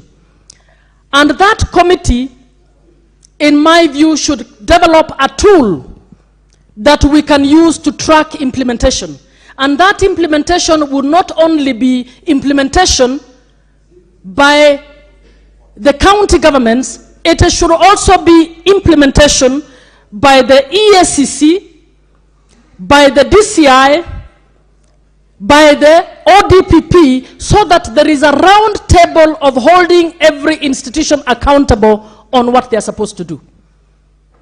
That is not happening anywhere, so whoever is concerned know that they can do what they will get away with this. We need this House, 13 years after the devolution was operationalized, since 2023, this House needs to do Kenyans a favor and actually develop a clear accountability tool with indicators which can publicly be accessible to wananchi to see if this was recommended. If we have recommended that all monies required for the pensions and gratuities of workers of the county should be remitted to where they're supposed to be remitted, that should be followed up, and every month we should be able in this House to read publicly and say this county is compliant, this one is not compliant. But we are not doing anything about it. We only vent for that moment when we are angry and nothing happens around that. Honorable Speaker, PIC and PAC work on the basis of the reports of the Auditor General. And the reports of the Auditor General work on the basis of the functions that counties have elected to implement. Honorable Speaker, I sit in the Committee on Education, And I would want to inform this House that there are some functions that governors are doing nothing about. 13 years into devolution, the Senate has also not come up with a tracking method to find out whether every function assigned to counties under the 4th schedule is actually being implemented. Those of you who sit in the Committee on Education will attest to the fact that we have gone to some counties and the governor doesn't seem to have a clue on what they're supposed to do about ECDE. We have found counties that have invested zero in TVCs. We have counties that don't even know the percentage of the population of learners in their counties who are not in national government tertiary institutions and who are in the VTCs. The VTCs have a very small enrollment because governors prefer to assist the national government, enter into an MOU with the national government to give county funds to schools where even MPs are giving bursaries, where you have many scholarships, and they are doing nothing about the very function they have been given. So I am suggesting that accountability based on only the financial audit of where the governors have deployed the monies is not full accountability. We need to come up with tools that can actually tell the residents of the Higa, the residents of Tana River, that your governor or your government has been implementing these functions, has been doing nothing about this function. I think that is what we were established to do. So as I finalize, I'm requesting that we find a way of getting the two entities to get back to business in accordance with the law.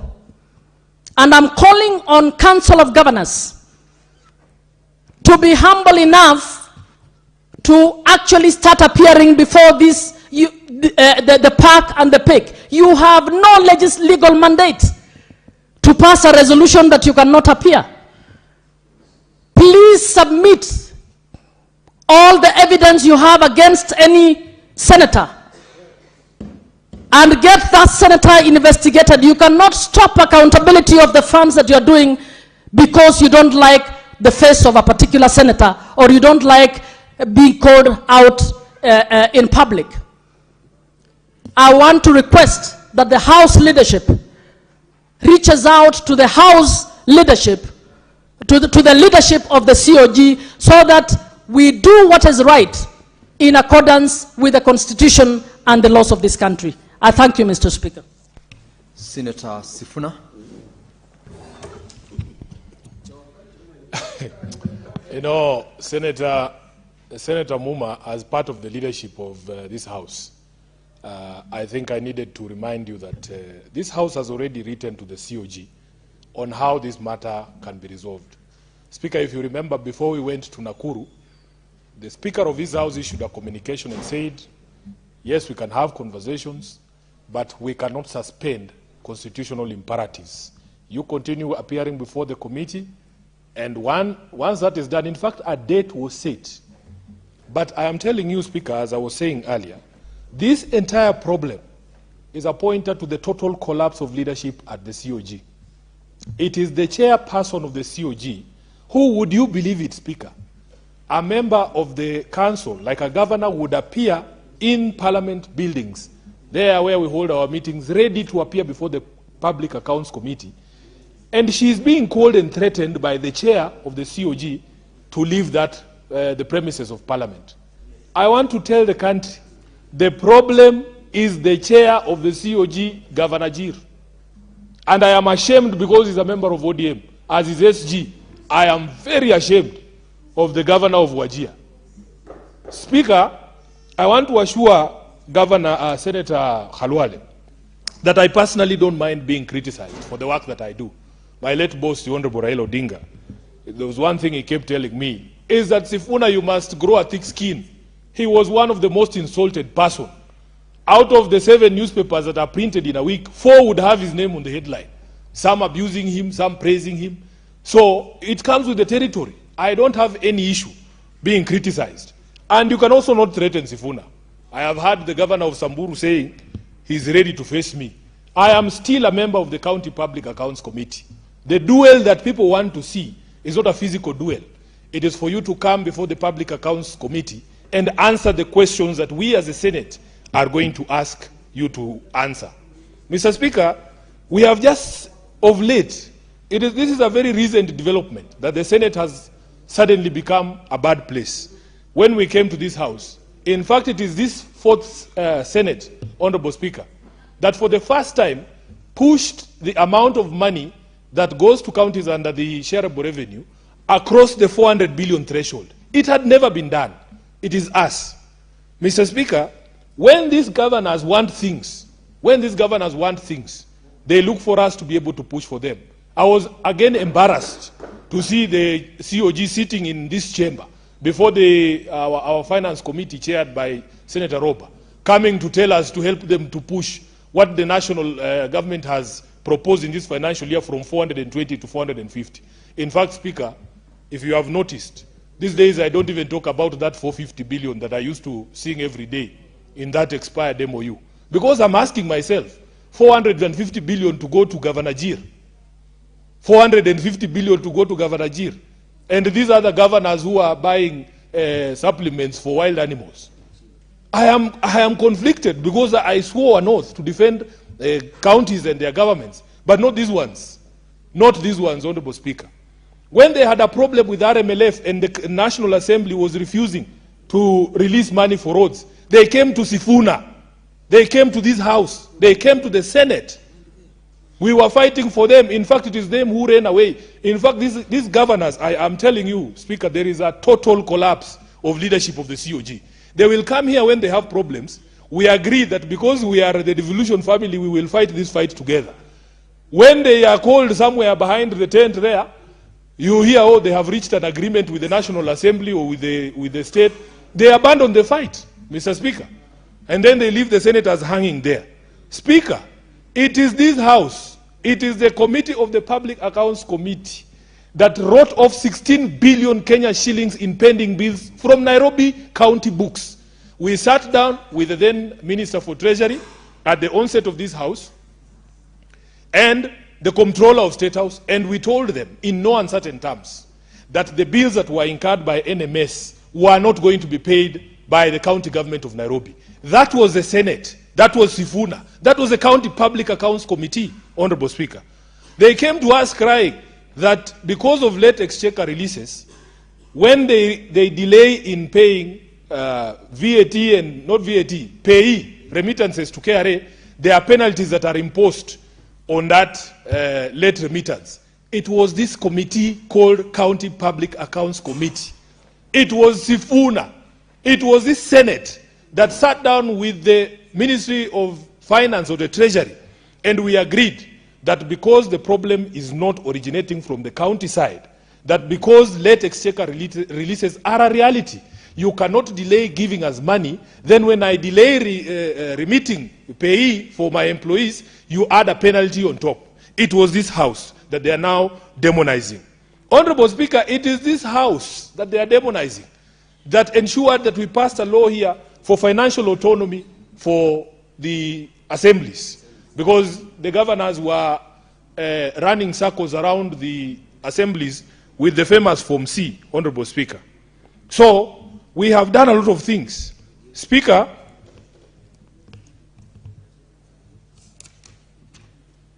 there was the other one of, I think it was for shareable revenue. I've addressed that. There was a question of late exchequer releases. Speaker, whenever there is a delay, you will hear the national government saying, we are up to date. And yet the governors come to our committee and tell us, no, we are behind 3 months. This is the question. How is it possible that they only come to us when they want things? That we are only good people when we are pursuing what they consider their interests. But now, because we want to ask for accountability for the same amount that we fight for, they are demonizing us. Speaker, we were convinced this last financial year by the so-called small counties. I remember the small counties like Lamu and the others, and Viga, and they came together and told us that we need to introduce in the new formula an affirmative action amount. The only governor from those 13 counties who has appeared before us and actually has said thank you for the fight for devolution is the governor for Nyandarua. He is the only one. He is the only one. These other ones continue to insult us. Even up to today, they are still calling us names, Honorable Speaker. So we have told them that because we are also politicians, we can throw down. You know, these suits, Honorable Speaker, they are just clothes. We can remove them and just wear magwanda rasmi ya vita. Nobody should think that because Sifuna wears a suit every day, that in certain circumstances, if need be, I cannot throw around. I mean, they should not threaten us. So, what we were objecting to yesterday, and I want the country to understand this, you have a governor who you have given resources. The Constitution requires him to come and account for those resources. You have invited him once. You have invited him twice. You have invited him 3 times. You have issued summons to him. You have actually sent the police to look for him. He has refused to appear before the County Public Accounts Committee and before the Senate. Then he comes to the Senate to create content for his TikTok out here. And yet there is a live court, a live matter before the committee and a live arrest warrant. As a lawyer, I am telling you, as a lawyer, Mr. Speaker, I know, you are my classmate, you know that it is the responsibility of everyone. If you know there is a thief who the chief is looking for, even in the village there, chief has put a notice saying, if you see this gentleman, you tell him we are looking for him. And then he comes and prances around here with a battery of journalists making content for his Facebook page. I mean, you expect us to sit here and just also, I'ma send him some likes. It is not possible. It is not possible. So Governor Lelit, you know where to find me. I am a member still of the Public Accounts Committee. And the questions that I have for you, you must answer. You must answer. You can't threaten me with anything.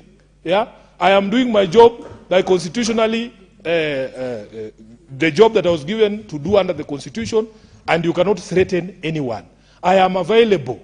I am available. We are going to do a schedule, Honorable Speaker, as we told this House, for the meetings of a Public Accounts Committee in accordance with this motion that has required us, Honorable Speaker, to enforce fiduciary accountability by resummoning non-compliant county governors, recommending sanctions for defiance, including budget withholding, which we are already doing, and escalating unresolved cases to the Control of Budget, Ethics and Anti-Corruption Commission or Director of Public Prosecutions as appropriate.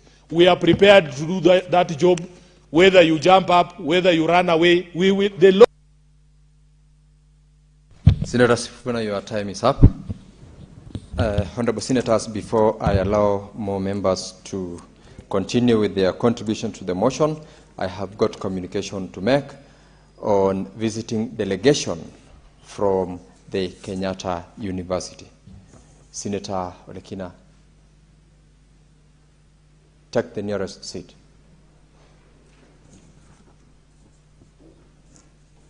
Thank you. Honorable Senators, I would like to acknowledge the presence in the Speaker's Gallery this afternoon visiting delegation from the Kenyatta University. The delegation comprises 33 students who are visiting the Senate for an academic tour. On behalf of the Senate and on my own behalf, I extend a warm welcome to the delegation and wish them a fruitful learning in the Senate. And I thank you. This delegation, I'm notified, are from the great county of Homa Bay. I cannot see the representation from Homa Bay. Senator Kajwang is not in the House, as well as Senator Beatrice, but Senator Okech, being the neighbor, I'll give you in under 1 minute to welcome the delegation from Kenyatta University.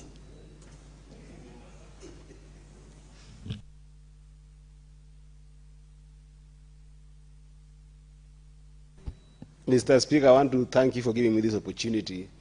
It actually gives me a lot of delight to see these wonderful young people, or younger people for this matter, given that I've been given this opportunity, coming to this house. Mr. Speaker, you know, during the study days, many people really struggles in different schools, you know, waking up in the morning in what we used to call preps, and be able to study to the extent of making it to the university. You deserve a serious congratulations. But even more importantly, to get even time to come to this house to learn from these wonderful senators what we do to be able to contribute to the nation is even more beautiful. You have come here when you're discussing a very serious matter on the integrity of our governance, on the issue of accountability. And I think that as a country, if there's a generation that has given us hope more than even ourselves, is your generation. Because your generation is the generation that stood up against any issues of accountability of this country. And you said that your desire for this country is just to see a country that has got a sense of good governance. So you have found us when you're discussing a serious matter where governors don't want to account to the people of Kenya on the money that they are using. If there's anything you want to learn from this place, is that the voices that you have been putting outside there, demanding and clamoring for justice and accountability, you have now seen them practically here. This means that even for you, sky is not even the limit. I'm seeing among yourself senators of the future here. I'm seeing among yourself president of the future. I'm seeing ministers. And I'm even seeing global business leaders among yourselves. My advice to you is work hard and never arrive. Because what you're seeing here, you are the future leaders for our country, and you'll do better than us for sure. When we leave here, I would definitely want to come and have a chat with you guys. And because the house, you can see my leaders are here. The two leaders, Senator Ledama is here, who is my whip, and his deputy, Senator Sifuna. I would ask that they come also and greet you in a special way that we do in this house, that sometimes I don't have the powers to untie their shoes. They have got better ways of greeting you than myself. So when you leave, I'll make sure that I come with the two of them to say hi to you. I thank you, Mr. Speaker. Order, members. And Senator Eddy, you have caused the guests in the House to do what is not supposed to be done in chambers, clapping their hands. Senator Joyce Korir, it's your turn.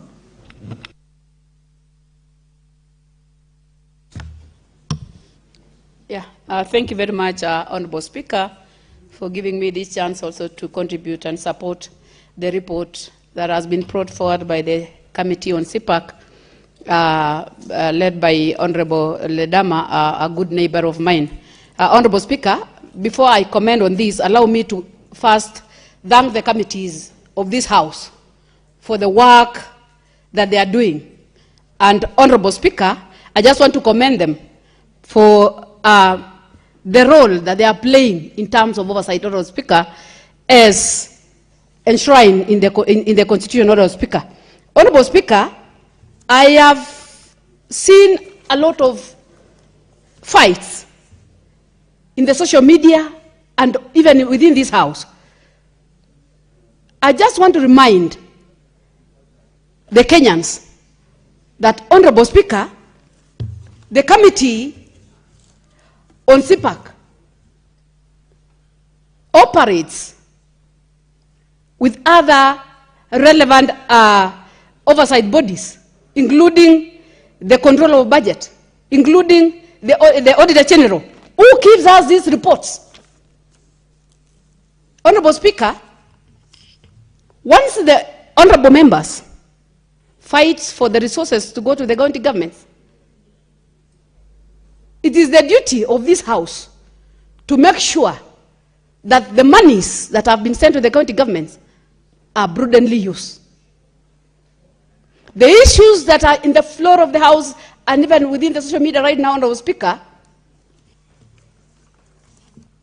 are issues that the members of the public should know, because the Senate is the consumer of the Auditor General's report.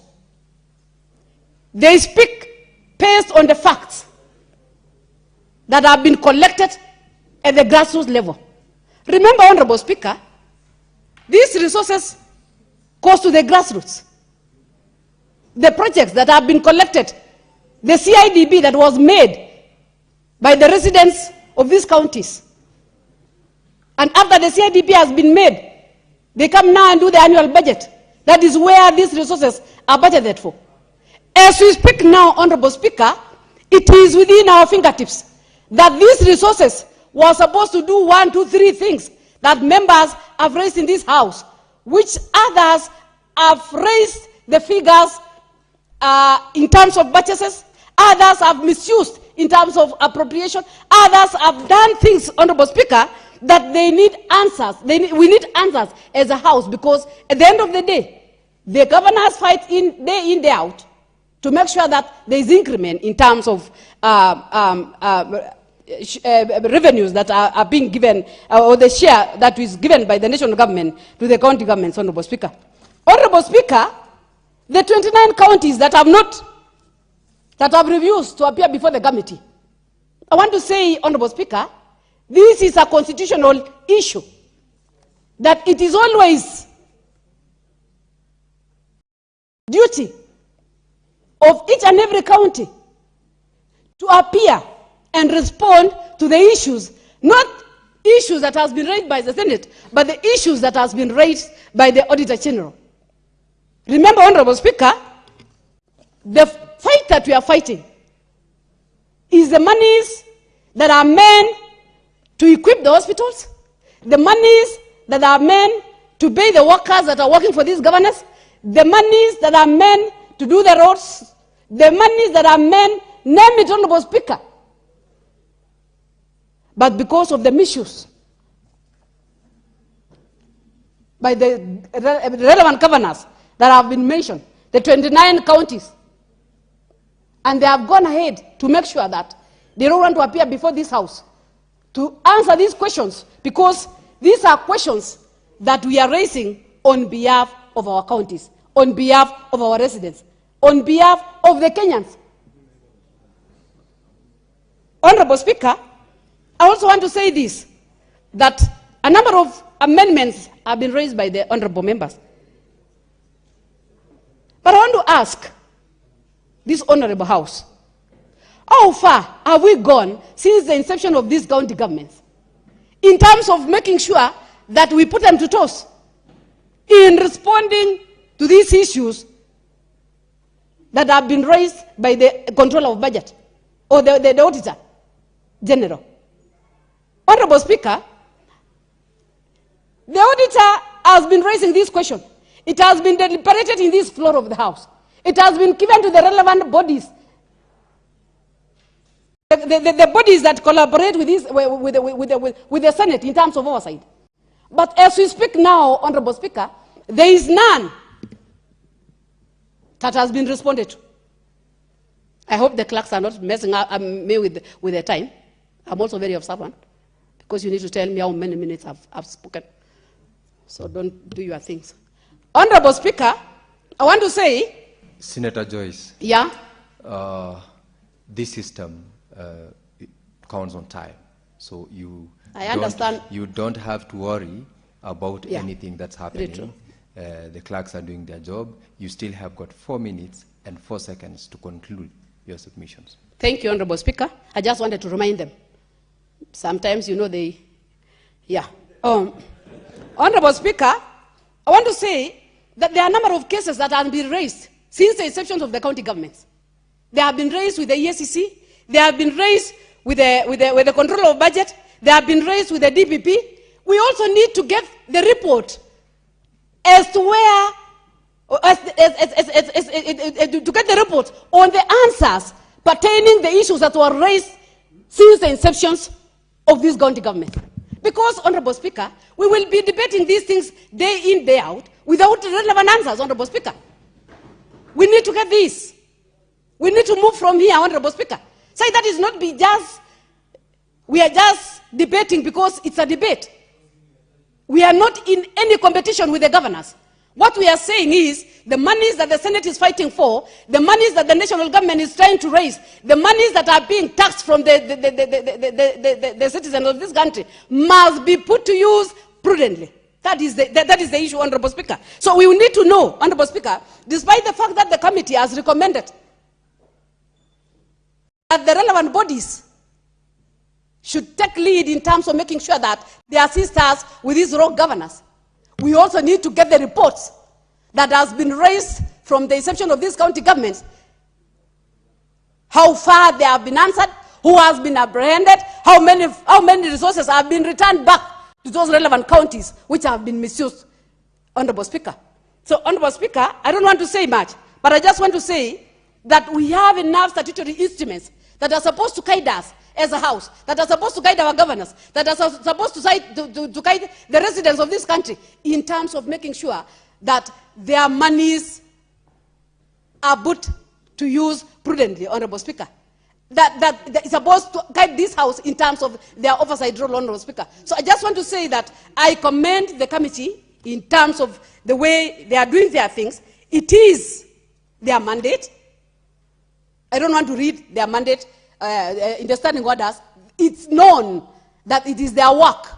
It is the work of this committee to make sure that the report of the Auditor General is implemented to the letter in terms of making sure that they give answers as to why a number of projects are exaggerated, a number of projects are white elephant indeed within the villages, a number of projects cannot be accounted for, Honorable Speaker. So I just want to support the committee and to say that job well done, continue doing your work. That is the work of this House. We are always there to stand with you, and we want to say that the governors must give an answer to this House on the issues of the resources that we are giving them. Thank you, Honorable Speaker. How you see, Senator Joyce Koridi, you're just worried. You did not fully utilize your minutes. And I will donate that to Senator Onyonka, whom I'm giving the opportunity to speak to this motion right away. Mr. Speaker, I want to say very sincerely that, first of all, before I say anything, I would like to request to move a motion to amend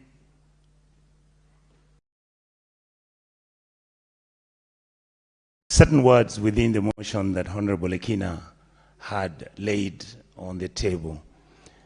Therefore, Mr. Speaker, I request to move the motion to be amended by deleting the word select committees on CPAC and CPI,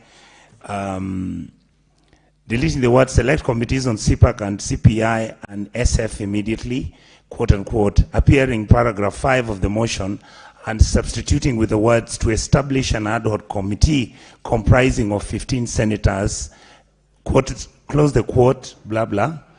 And number 2, or B, Mr. Speaker, inserting a new resolution after the resolution listed in number 4 to, quote, submit a final report to the Senate within 90 days from its establishment. Mr. Speaker, it is a very interesting day for me today. At a personal level, it's really something that I kind of been wanting to have an opportunity to discuss. And Mr. Speaker, I want to say that I have looked at the audited accounts of Kisii County. And that is the county that I represent. And some of the things you see in the Kisii County report, they are just astounding as they are shocking. And I know that this is not just happening within Kisii County. Apparently, Mr. Speaker, all governors, once they take over power, they behave the same. And I have been really observing what they do. Number 1, they make sure they look for a way to control the members of the county assembly. Number 2, they then immediately after they have taken over, come up and they want to change everything about the personnel that was working for that county when the governor who was there before them was there.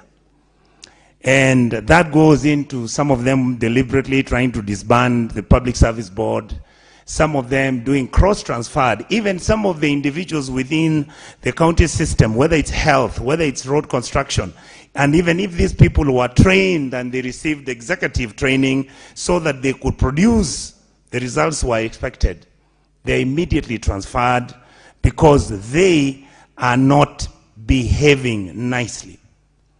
Mr. Speaker, if you look at all our county governments, none of them has ever done, and I would like to see which one has, and I will give them recommendations for an A. Many, let me say, many of the county governments, close to, out of the 47, close to 40, have never done a biometric registration exercise to know the total number of workers in the county system who are either permanent and pensionable or temporary workers. And some of these, Mr. Speaker, the reason why, and I want to tell my colleagues here, is because many of our colleagues, the governors who are saying how this house is useless and in fact we have no business talking to them, are the ones who have been keeping those lists, where they are having the lists manual and they are paying a wage bill of about 40 to 50 million a month. That money is what is the cash cow and is the kitty that is supposed to be utilized to do politics. Mr. Speaker, when you look at the way our governors behave, immediately a governor is elected, the pending bills that existed, they disregard all of them and begin to bring companies that were working, that are owned by their friends, and these companies are the ones that are given work, and as a result, they have thrown away the first in, first out policy which used to be there in government employment and government payments, and right now it is whoever that knows the executive who is paid first, and those are the people who receive the best jobs in the county governments. As a result, like in Kisii County, our pending bills when I was elected 4 years ago were actually 1.2 billion. Up to now, close to 700, 800 million has been paid out as pending bills money. But Kisii again has incurred an extra pending bill of 1 billion shillings. So these are the issues that I think we need to talk about. You look at the own source revenue, how much money are county governments collecting? Why do counties don't want to have the same financial platform to run their taxes which they are collecting, like KRA does? In fact, some of them had wanted to use KRA. They don't. They must get a company which comes up and works, and that company is the one which kickbacks are exchanged, and that is where they share the money, Mr. Speaker. The truth and the reality is that now we are the highest taxers. We are the people who tax most, our sick people. The FIF funds which are supposed to be generated within our health facilities in our counties, which were never meant for profit making.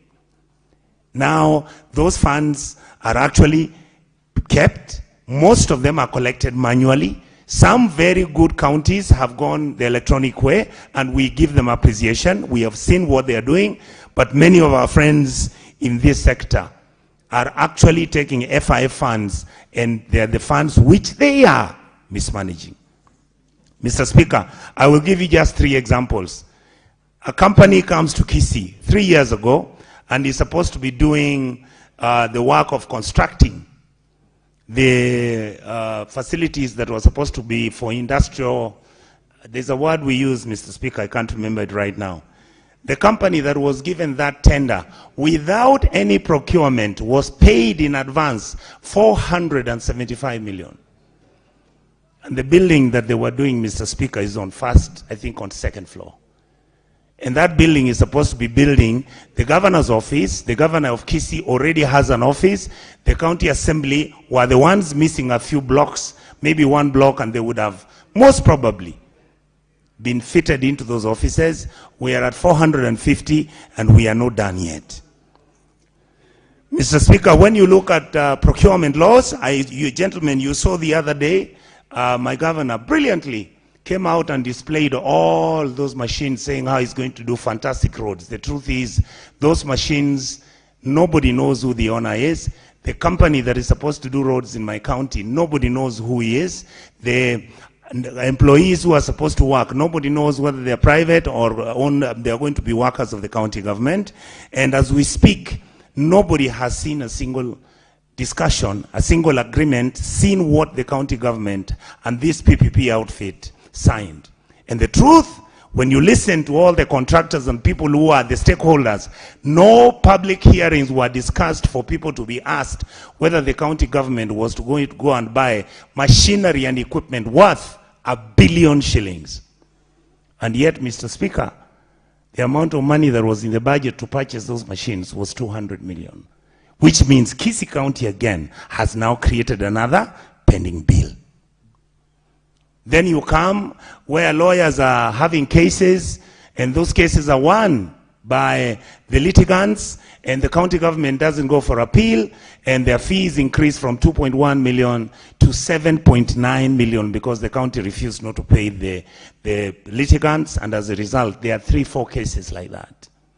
And you look at the whole audit report, 375 million, which cannot be accounted completely on money used for fueling machines and equipment of the county government. There is a section where we are also discussing about 48 million, which has been used for fuel and lubricants.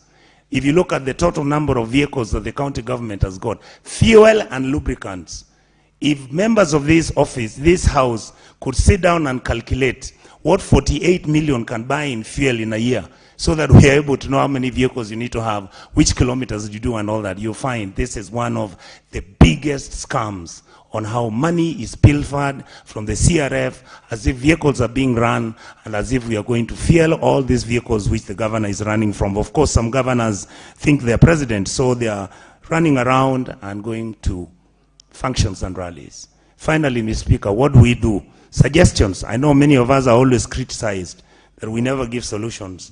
We need to get out of this building and go and visit these counties, because the dirt and the stuff going on, we must be able to visit. We must make sure that we give master and clout to the EACC if it means we create an independent arm that is going to monitor and audit and look at the criminality going on with all our counties. We can do that. The systems must be made stronger. We must create a higher standard of public good, where people who are leaders are able to carry themselves with decency, and we must strengthen Chapter 6.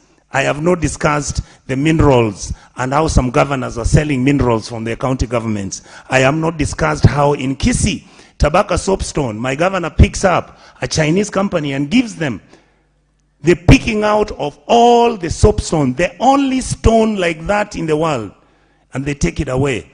And yet the president, and when we were discussing this 2 years ago, we said Kisii needed to have a factory because the soapstone is a very unique stone globally. We are, I think, 1 or 2 other countries that have that stone.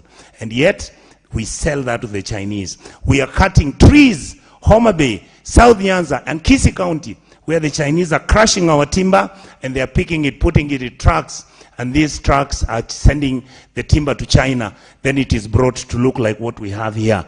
You think the timber is natural, and yet it's just been doctored. And you know what? We are deforesting unbelievably. Soon, Kisii is going to become a desert. These are the issues. Our governors don't do public hearings. They don't consult anybody. They don't ask anybody, even when they're doing anything.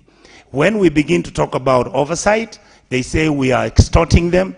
They say we are petty. They say we want their money. And we have been telling them we no longer admire money that is stolen, that is supposed to make us happy. What we want to be proud bequeathers of Kenya's history, so that when devolution is high, is rated, is evaluated, and for the last 15 years, what is it that we have done that has changed the lives of our people? That is why our youth are getting angry with us, because they believe all of us are thieves, and all of us basically steal their futures. Mr. Speaker, I want to beg to this House, this is the best opportunity we have to sort out the mess we have created. Let us look at the structures. Let us look at the consolidated fund. Let us look at the CRF fund, how it's being handled. Let us look at the IFMI system. Let us make sure the e-payment system, if that is what it requires for us to straighten the financials, so be it. You find governors who are not giving the statutory payments. My county, Kisii, cannot pay KRA 36 million. 36 million. You have people who are supposed to be given gratuity. They are not being paid. And it's not just Kisii only. It is this republic. Can you imagine we who work in this house going home after we have finished our 1, 2, 3 terms, and you are told that Parliament cannot pay your gratuity? How would you feel? Money that was picked from NHHF, NHIF, NSSF, all those deductions were picked by the governor. And some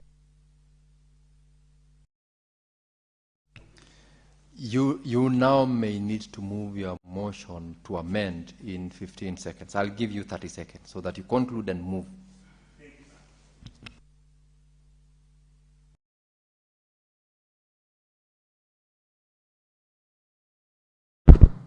Mr. Speaker, I request to move the motion to amend by A, deleting the words select committees on CPAC and CPI and SF immediately, appearing in paragraph 5 of the motion, and substituting with the words to establish an ad hoc committee comprising of 15 senators.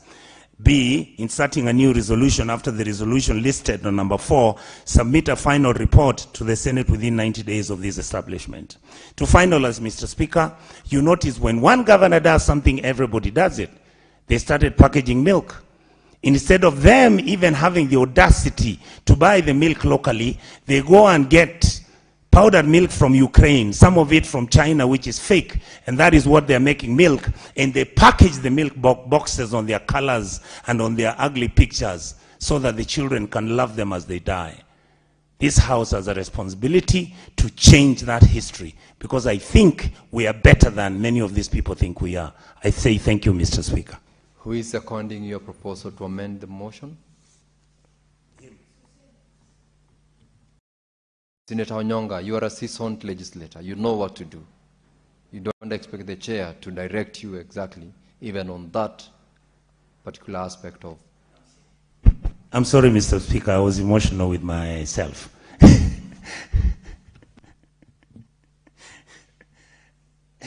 I apologize. Accepted. Thank you.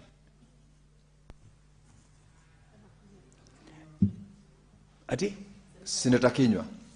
Yeah, I therefore ask Senator Kinyua to second. I'm sorry about that. Senator Kinyua. Asante, Bwana Spika. Naunga mkono marekebisho ya mswada kama yalivyopendekezwa na Senator wa Kisii, Senator Richard Onyonka. Bwana Spika, kuanzia mwanzo nataka kusema ya kwamba hatupaswi kurudi nyuma sisi kama seneti baada ya sisi kupitisha jambo. Jana, Bwana Spika, tulipitisha ya kwamba hatutashughulikia mswada yoyote ambayo utakuwa ukipeleka hela katika gatuzi zetu. Bwana Spika, lakini nimesikia kwa muda mchache uliopita Seneta wa Kakamega Boni Harwale na Seneta wa Mandera Ali Roba wakijaribu kusema ya kwamba kuna sheria ambazo tutakuwa tumezivunja. Bwana Spika, nataka kusema la, kwa sababu tukipitisha jambo lolote hapa tunapaswa kulifuatilia, kwa sababu hilo ndio jambo la manufaa kwetu. Bwana Spika, kwanza nipongeze kamati ambayo imeshughulikia na kuleta ripoti hapa, na vile vile nimpongeze Senator wa Narok kwa mswada alioleta, hata japokuwa marekebisho tayari yamewekwa. Bwana Spika, katika kaunti ya Laikipia, hela ambazo zinapaswa kuwa zikileta maendeleo, Bwana Spika, ni chache mno. Hela nyingi, 55% ya hela ambazo zinaenda Laikipia, Bwana Spika, zinatumika kwa kulipa mishahara. Bwana Spika, hii ni kinyume na katiba yetu, kwa sababu inasema hela ambazo zinapaswa kutumika katika mishahara ni 35%. Bwana Spika, gatuzi ya Laikipia imekuwa ni kama ofisi ya malipo ya mishahara. Kwa hivyo unapata mambo mengi hayatendeki Laikipia, Bwana Spika. Ukiangalia na magavana wanapaswa wawajibike, Bwana Spika, kwa sababu ukiangalia kama ni wanafunzi wa shule za chekechea, Bwana Spika, wale wanafunzi, zile shule ambazo wako nazo, majengo yako katika hali duni, Bwana Spika, kwa sababu bajeti iliyoko katika masomo ya chekechea ni kiwango cha chini sana, Bwana Spika.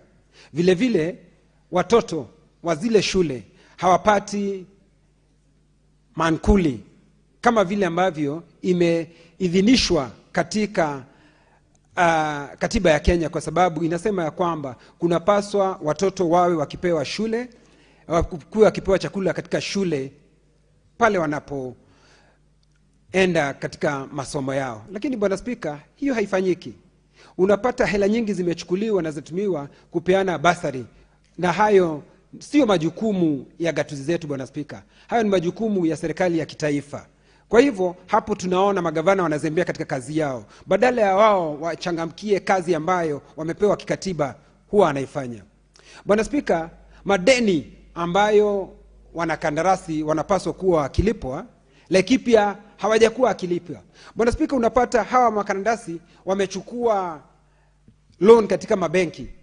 Unapata mtu anafuatiliwa na benki, yeye alipe loan ambazo amekuwa akichukua katika banki, lakini hawezi akalipwa kwa sababu gatuzi zetu hazilipi madeni. Na inajulikana wazi katika katiba ya Kenya, inasema ya kwamba jambo la kwanza kulipwa ni madeni ambayo watu walionayo, iwe ni serikali kuu, iwe ni serikali ya gatuzi Bwana Spika. Lakini gatuzi ya Laikipia unapata watu sasa hawalipi pesa zao. Wengine tayari wamekufa, wengine tayari wanataka kujinyonga Bwana Spika, na hawa ni vijana Bwana Spika, wale ambao tuliambia kwamba wachukue mikopo. Baada ya kuchukua mikopo Bwana Spika, waweze kufanya kazi katika gatuzi zetu. Lakini baada ya wao kuchukua mikopo na kufanya kazi katika zile gatuzi, hawalipwi Bwana Spika. Cherargei anajua vizuri, hata ukienda Nandi shida ni ile ile, ukienda Kakamega shida ni ile ile, Laikipia shida ni hiyo hiyo Bwana Spika. Kwa hivyo tunaambia magavana wawajibike na waweze kulipa madeni. Jambo lingine Bwana Spika, ukitembelea katika gatuzi ya Laikipia, tayari tunapoongea na wewe wauguzi wamegoma. Kisa na maana, hela zao hawajalipwa. Mishahara ambayo ilipendekezwa na kamati ambayo inahusika na mambo ya mishahara, kwa lugha ya Kiingereza SRC, wanapaswa wawe wameongezewa pesa. Lakini Bwana Spika,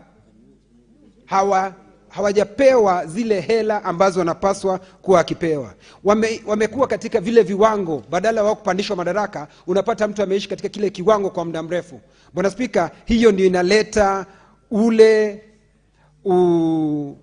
mgogoro katika gatuzi yetu, alafu unapata wale wauguzi wamegoma. Bwana Spika, ukitembelea hospitali zetu, uende Nyahururu, uende Nanyuki, uende Dodo, uende Ramuria, uende Kinamba, Bwana Spika, unapata hospitali hazina dawa.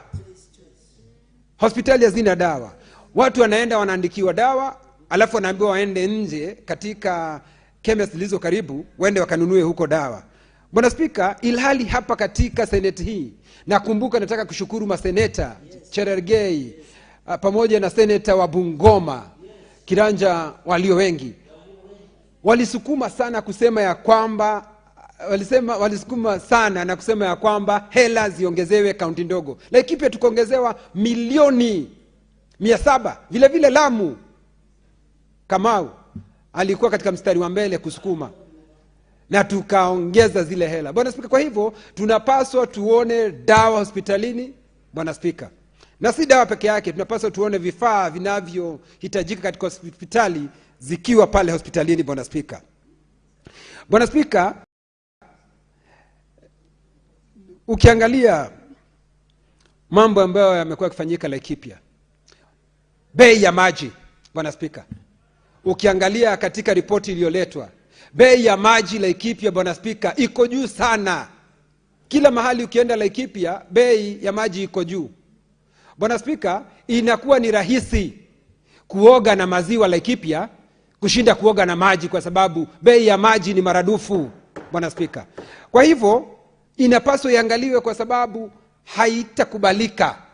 Sisi hapa seneti tumechangamkia na tumepigana vita vikali pesa ziweze kuongezwa, lakini hawa magavana wakiambiwa wajibike Bwana Spika, na kamati ya ukaguzi wa fedha inayoongozwa na Seneta Kajwang, wanaanza kucheza mchezo unaofanywa hapa mjini. Mwizi akipatikana anasema yule mwingine ni mwizi.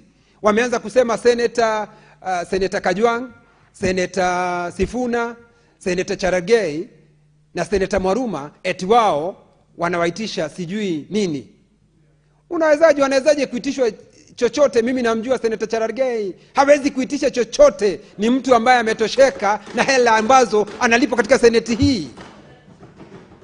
Kwa hivyo hawa watu ambao wanaibia wananchi wa Kenya pesa zao, kamati ambayo inahusika wasilegeze kamba, na hao maseneta hawapaswi kuondolewa katika ile kamati. Senator Kenywa, do you want to be nataka kufahamishwa na ndugu yangu, lakini well, muda wangu usimamishwe. That will eat into your time, Senator Kenywa, you know that. Proceed, Senator Cherargei, to inform Senator Kenywa. Mheshimiwa Speaker, ningependa kumjulisha ndugu yangu Senator wa Laikipia ambaye ameongea Kiswahili sanifu sana, ya kwamba sisi kama kamati ya ukaguzi wa fedha za counties, Mheshimiwa Speaker, huwa tunaitisha stakabadhi za ukaguzi. Hatuitishi mambo mengi. Nafikiri hiyo imekuwa wazi, Mheshimiwa Speaker. Asante. Asante Bwana Speaker. Nakubaliana na yeye, wafanyi haya mambo hombera. Wanafanya wakitumia ile lugha wakitumia stakabadhi ambazo zinapaswa kuwa zikitumiwa. Bwana Speaker, vile vile ukiangalia ukitembelea makafani ya Laikipia na Nyuki na Nyahururu, iko katika hali mbaya sana. Kwa hivyo gavana anapaswa kuwa akiwajibika na kuangalia kwamba makafani yetu yako katika hali ambayo inapaswa kuwa. Bwana Spika, vile vile serikali kuu inapaswa iwajibike, kwa sababu Laikipia tayari katika zile sehemu tulizotenga ama shamba tuliotenga kwa sababu ya kuweka viwanda na biashara ndogo ndogo, tayari sisi Laikipia tulitoa milioni 250, lakini serikali kuu inapaswa iwajibike, iweze kupatia gatuzi ya Laikipia, serikali ya Laikipia milioni 250, ndio tuweze kutengeneza vile viwanda na vile vile hizi biashara ndogo ndogo ziweze kunawiri, kwa sababu tayari Bwana Spika tumeweka hiyo sehemu kando. Bwana Spika, kwa naunga mkono marekebisho haya yaliyoletwa na seneta kusema ya kwamba tuwe na kamati maalum, kamati ambayo itajumuisha maseneta 15 ndio waweze kuangazia vizuri kutekelezwa kwa haya mapendekezo ambayo yamependekezwa na hizi kamati, Bwana Spika. Kwa hivyo mimi naunga mkono mswada na marekebisho haya yaliyoletwa, kwa sababu Bwana Spika, itajulikana ya kwamba kamati ambazo zimeshughulikia haya mambo itakuwa ni vigumu tena kwa sana kuweza kufuatilia kutekeleza kwa yale mapendekezo ambayo yameletwa. Kwa hivyo hii kamati ya maseneta 15, nataka kuambia kwamba hata wao watajipata katika hali hiyo hiyo maseneta, akina Seneta Sifuna, akina Seneta Cherargei waliojipata, ikiwa Senator Kenywa, your time is up. You've seconded.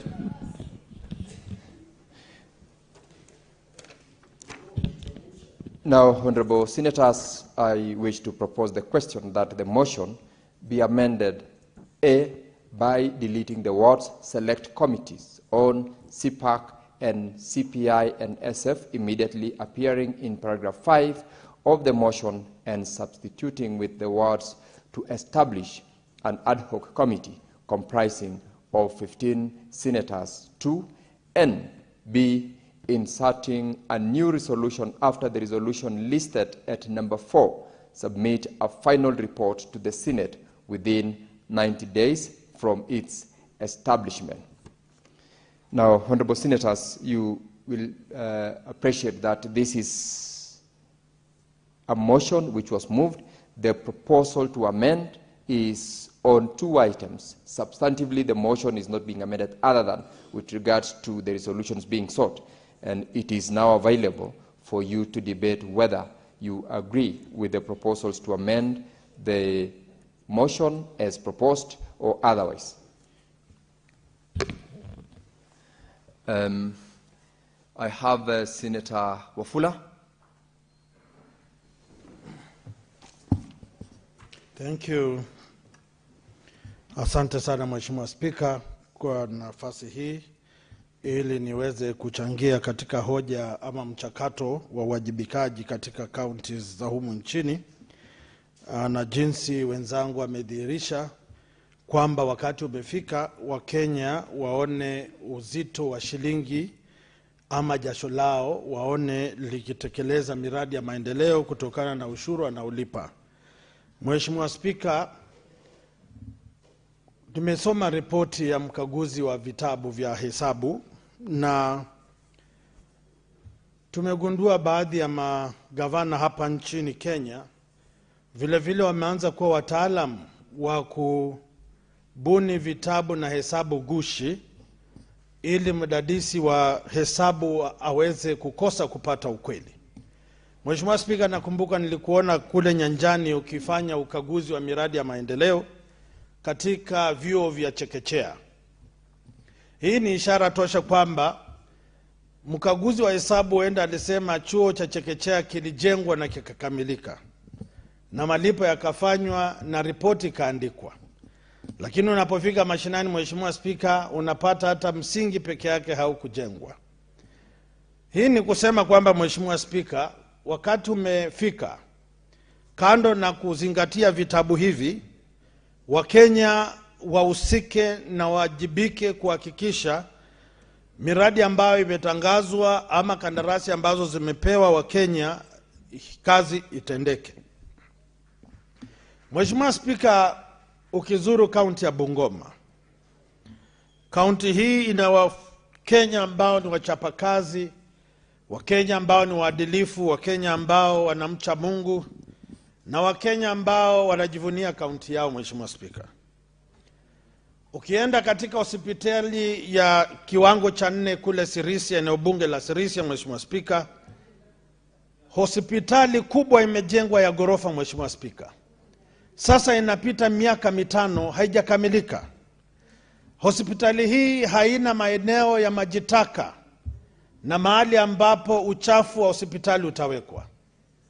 Watu wa eneo bunge la Sirisia wanajiuliza kila mara, kiongozi wao gavana anapita huku na huku, lakini hawezi kusuluhisha donda sugu la hospitali hiyo, na ilhali kandarasi ilipewa, mwanakandarasi anajulikana na majibu hawapewi watu wa area hiyo.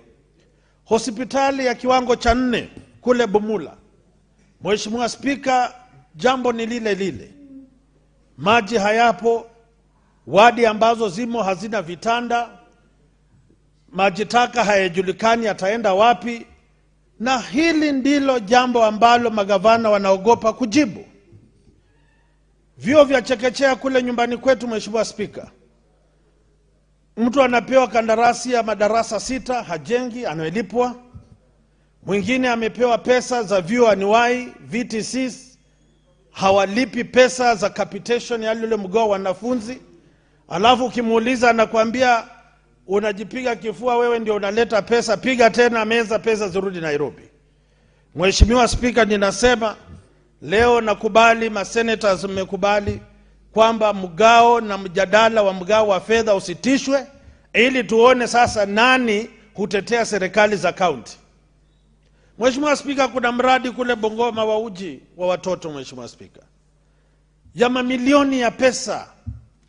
Baadhi ya shule wanapewa packet 20, packet 50, na huku anasema mradi umetia fora sana, watoto wameshiba, wana afya.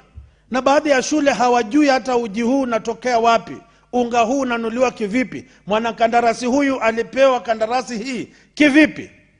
Lakini hawataki tuulize, kwa sababu wale Waingereza walisema ukiwa kwenye meza unala, haipaswi uzungumze. Mheshimiwa Spika, kwa sababu mchakato wa kutafuna na kumeza unahitaji umakinifu wa hali ya juu. Lakini nashukuru senators wameamua hiyo meza tutaitikisa, vyombo tutavisambaratisha, meko tutachafua, ili wanapodai kwamba wanataka kukila chakula cha watoto wasikipate. Mheshimiwa Spika, Mheshimiwa Spika, kule kwetu Bungoma walizindua mradi wa kujenga ofisi rasmi ya gavana. Zaidi ya milioni 90 zikazikwa ama zikazama, hadi sasa hata msingi peke yake haujachipuka, na mwanakandarasi alipokea pesa akatundika gube gani aste akaenda zake. Mpaka sasa serikali ya kaunti haijatuambia chochote, na hapa wamengoja, wamenyosha mikono iko juu, wanangoja fedha zingine. Mheshimiwa Spika, hii tabia mbovu lazima ikome. Kuna baraste pacha kule Bungoma, kutoka Kandui hadi eneo la Musikoma. Barabara hii imepunja pesa bilioni 1.4, barabara ya kilomita 6.7. Mheshimiwa Spika, ni wapi Kenya hii? Barabara ya kilomita 6 inakamua watu wa Bungoma bilioni 1.4. Huu ni wizi wa mali ya umma, na kila mara wanabadilisha hesabu ya barabara. Walipokuja juzi wakamwaga kokoto, mvua ikaja ikasomba yote, alafu wanaomba serikali ya Nairobi ichukue mzigo huo kwa sababu hao wameshiba. Sasa kuchafua hewa ni watu wa Bungoma waendelee kuvumilia. Mimi kwa niaba ya watu wa Bungoma, Mheshimiwa Spika, ninaungana na masenators wenzangu kwamba sisi ndio kioo cha jamii, sisi ndio watetezi wa watu wa Bungoma na kaunti zetu tunakotoka, na kila governor awajibike kwa kazi yake. Nimeona kwa vyombo vya habari, Mheshimiwa Spika, ati governor amekaa ametundikwa na wazee, ati wanamtakasa, ati jina yaliyoandikwa kwenye cheki. Idadi ya fedha zinazoenda kwa shule fulani, ukifika hiyo shule hawahitaji shilingi 50,000, wanahitaji tu shilingi 22,000. Hii pesa ya ziada walikuwa wanalipa ya kufanya nini? Na hakuna thibitisho kwamba wamepokea hizo fedha. Mimi Mheshimiwa Spika, nimekata kauli kwamba siku ya kiyama kila mtu ataubeba mzigo wake na atasema kwa matendo yake. Naomba niwachie hapo.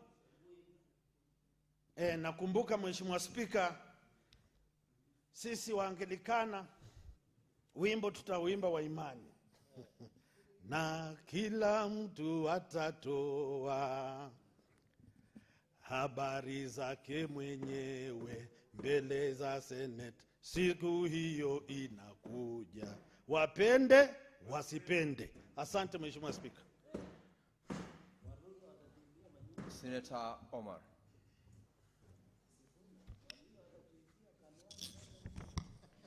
Thank you, Mr. Speaker, for giving me this opportunity. Mr. Speaker, I also stand here to add my voice on this motion, Mr. Speaker. Mr. Speaker, this motion is very crucial. And Mr. Speaker, what we are dealing with is something which makes Senate to be where it is. We must have a stand of how to conduct some kind of act of some characters. Mr. Speaker, this motion is about audit report. Mr. Speaker, cross-cutting of all counties, most of the issues which mostly raised by Auditor General is pending bills,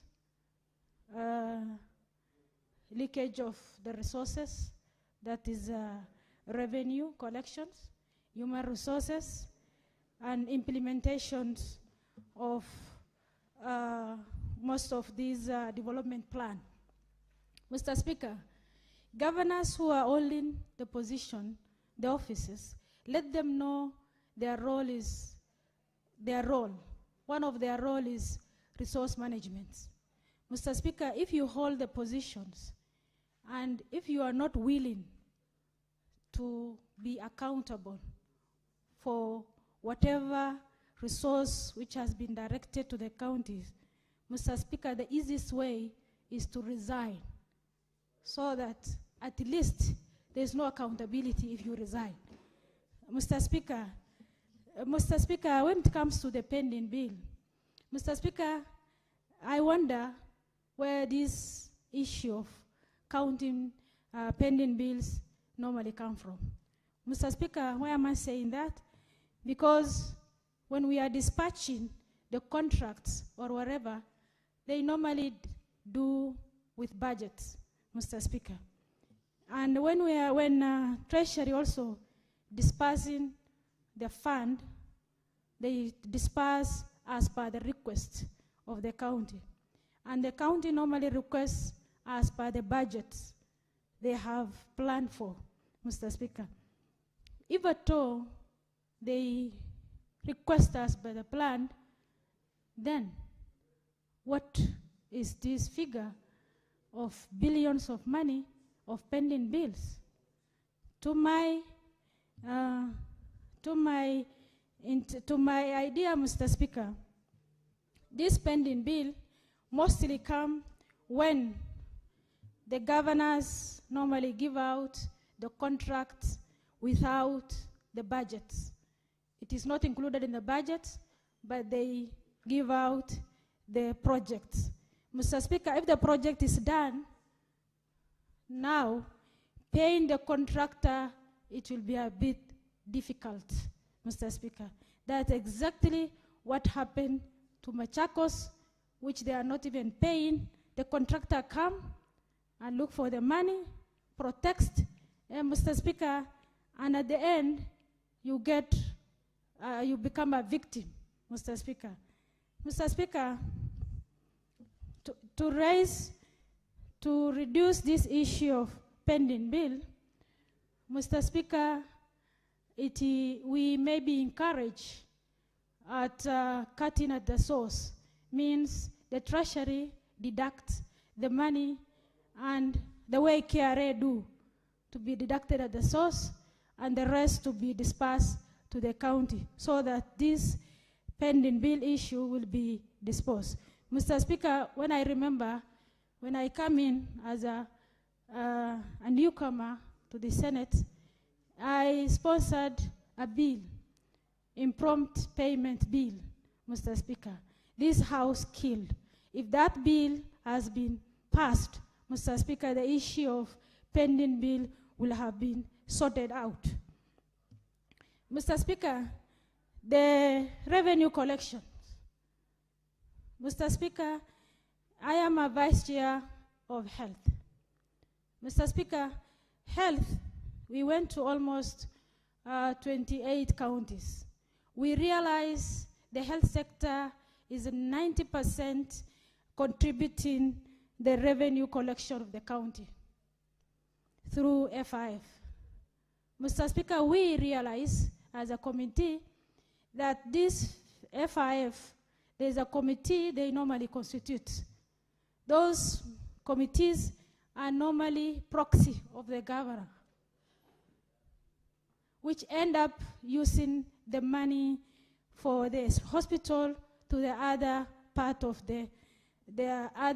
issues, Mr. Speaker, which end up the hospital to be unable to have drugs, some kind of maintenance, of which is small issues to be handled by the hospital and the dispensaries for themselves. And Mr. Speaker, to avoid that, we must be, as CPIC, the fund must be done properly audits on the constitution, the committees of the FIF must be audited, Mr. Speaker. Mr. Speaker, the other issue is human resource. Mr. Speaker, when any governor come in, instead of seeing the percentage of absorption, that is, which is required as 35, his or her aim is to impress his people.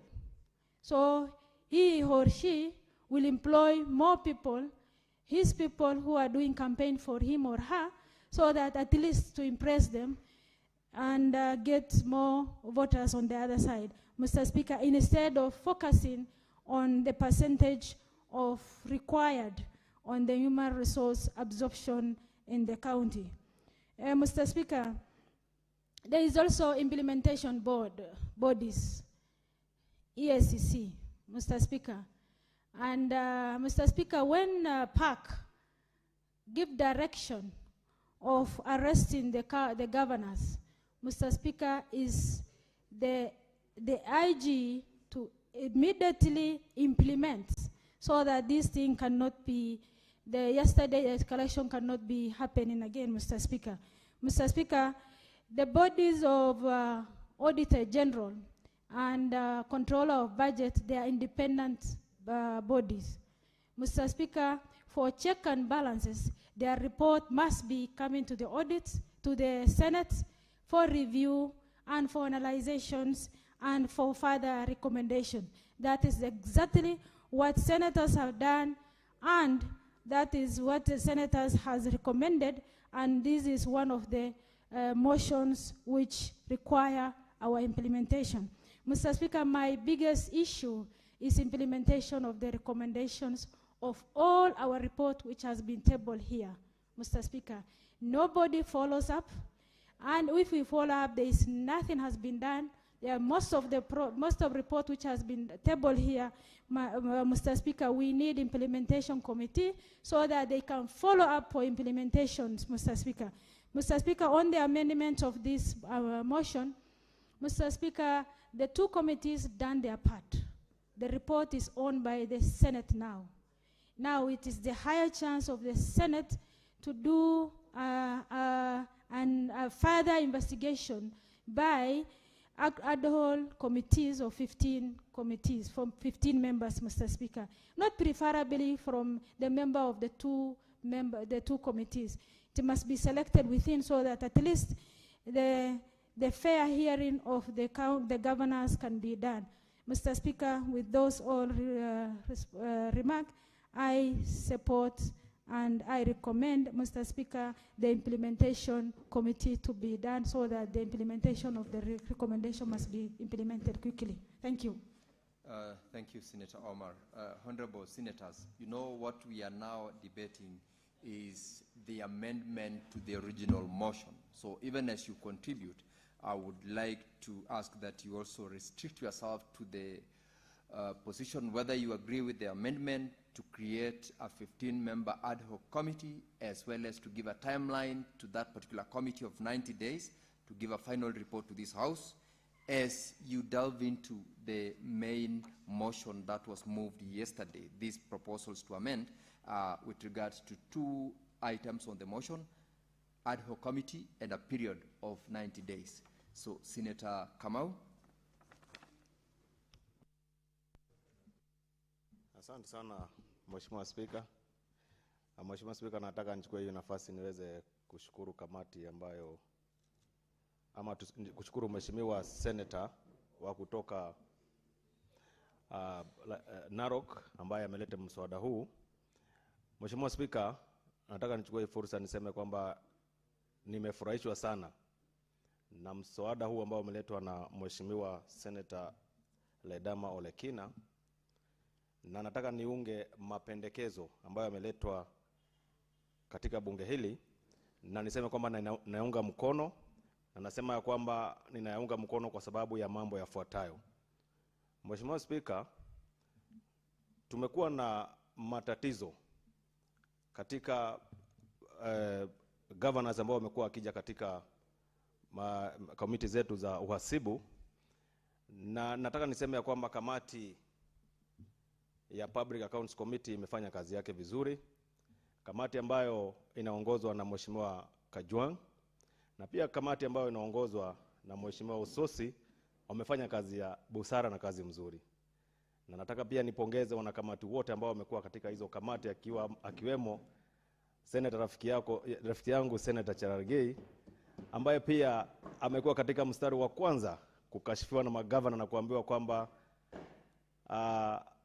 anafanya kazi ya kuwaitisha senti, na mimi kama vile ninavyomuelewa ni kwamba hawezi kuhusika katika mpango hiyo. Nataka nishukuru pia Senator ambayo ni Senator wa Nairobi. Senator Kamau, just hold. What's your point of order, Senator Joyce Korir? General Speaker, I thought you have just given a directive right now on the motion at hand that we are debating right now is on the issue of the formation of the ad hoc committee and not the report that has been tabled by Ledama, but the amendment that has been brought forward by Onyonga. Very well, Senator Kamau, I give the directive. Thank you. Confine yourself. Asante sana Mheshimiwa Spika. Nasema tu jambo moja. Yeye anasema moja na mimi nasema ingi. So tuko katika mstari mmoja.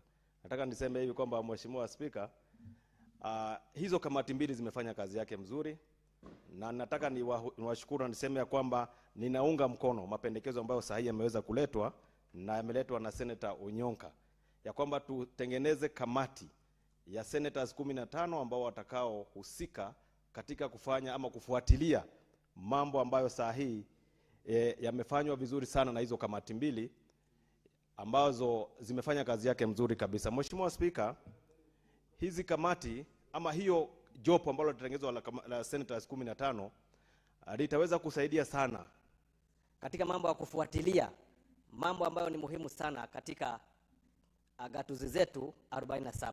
Mheshimiwa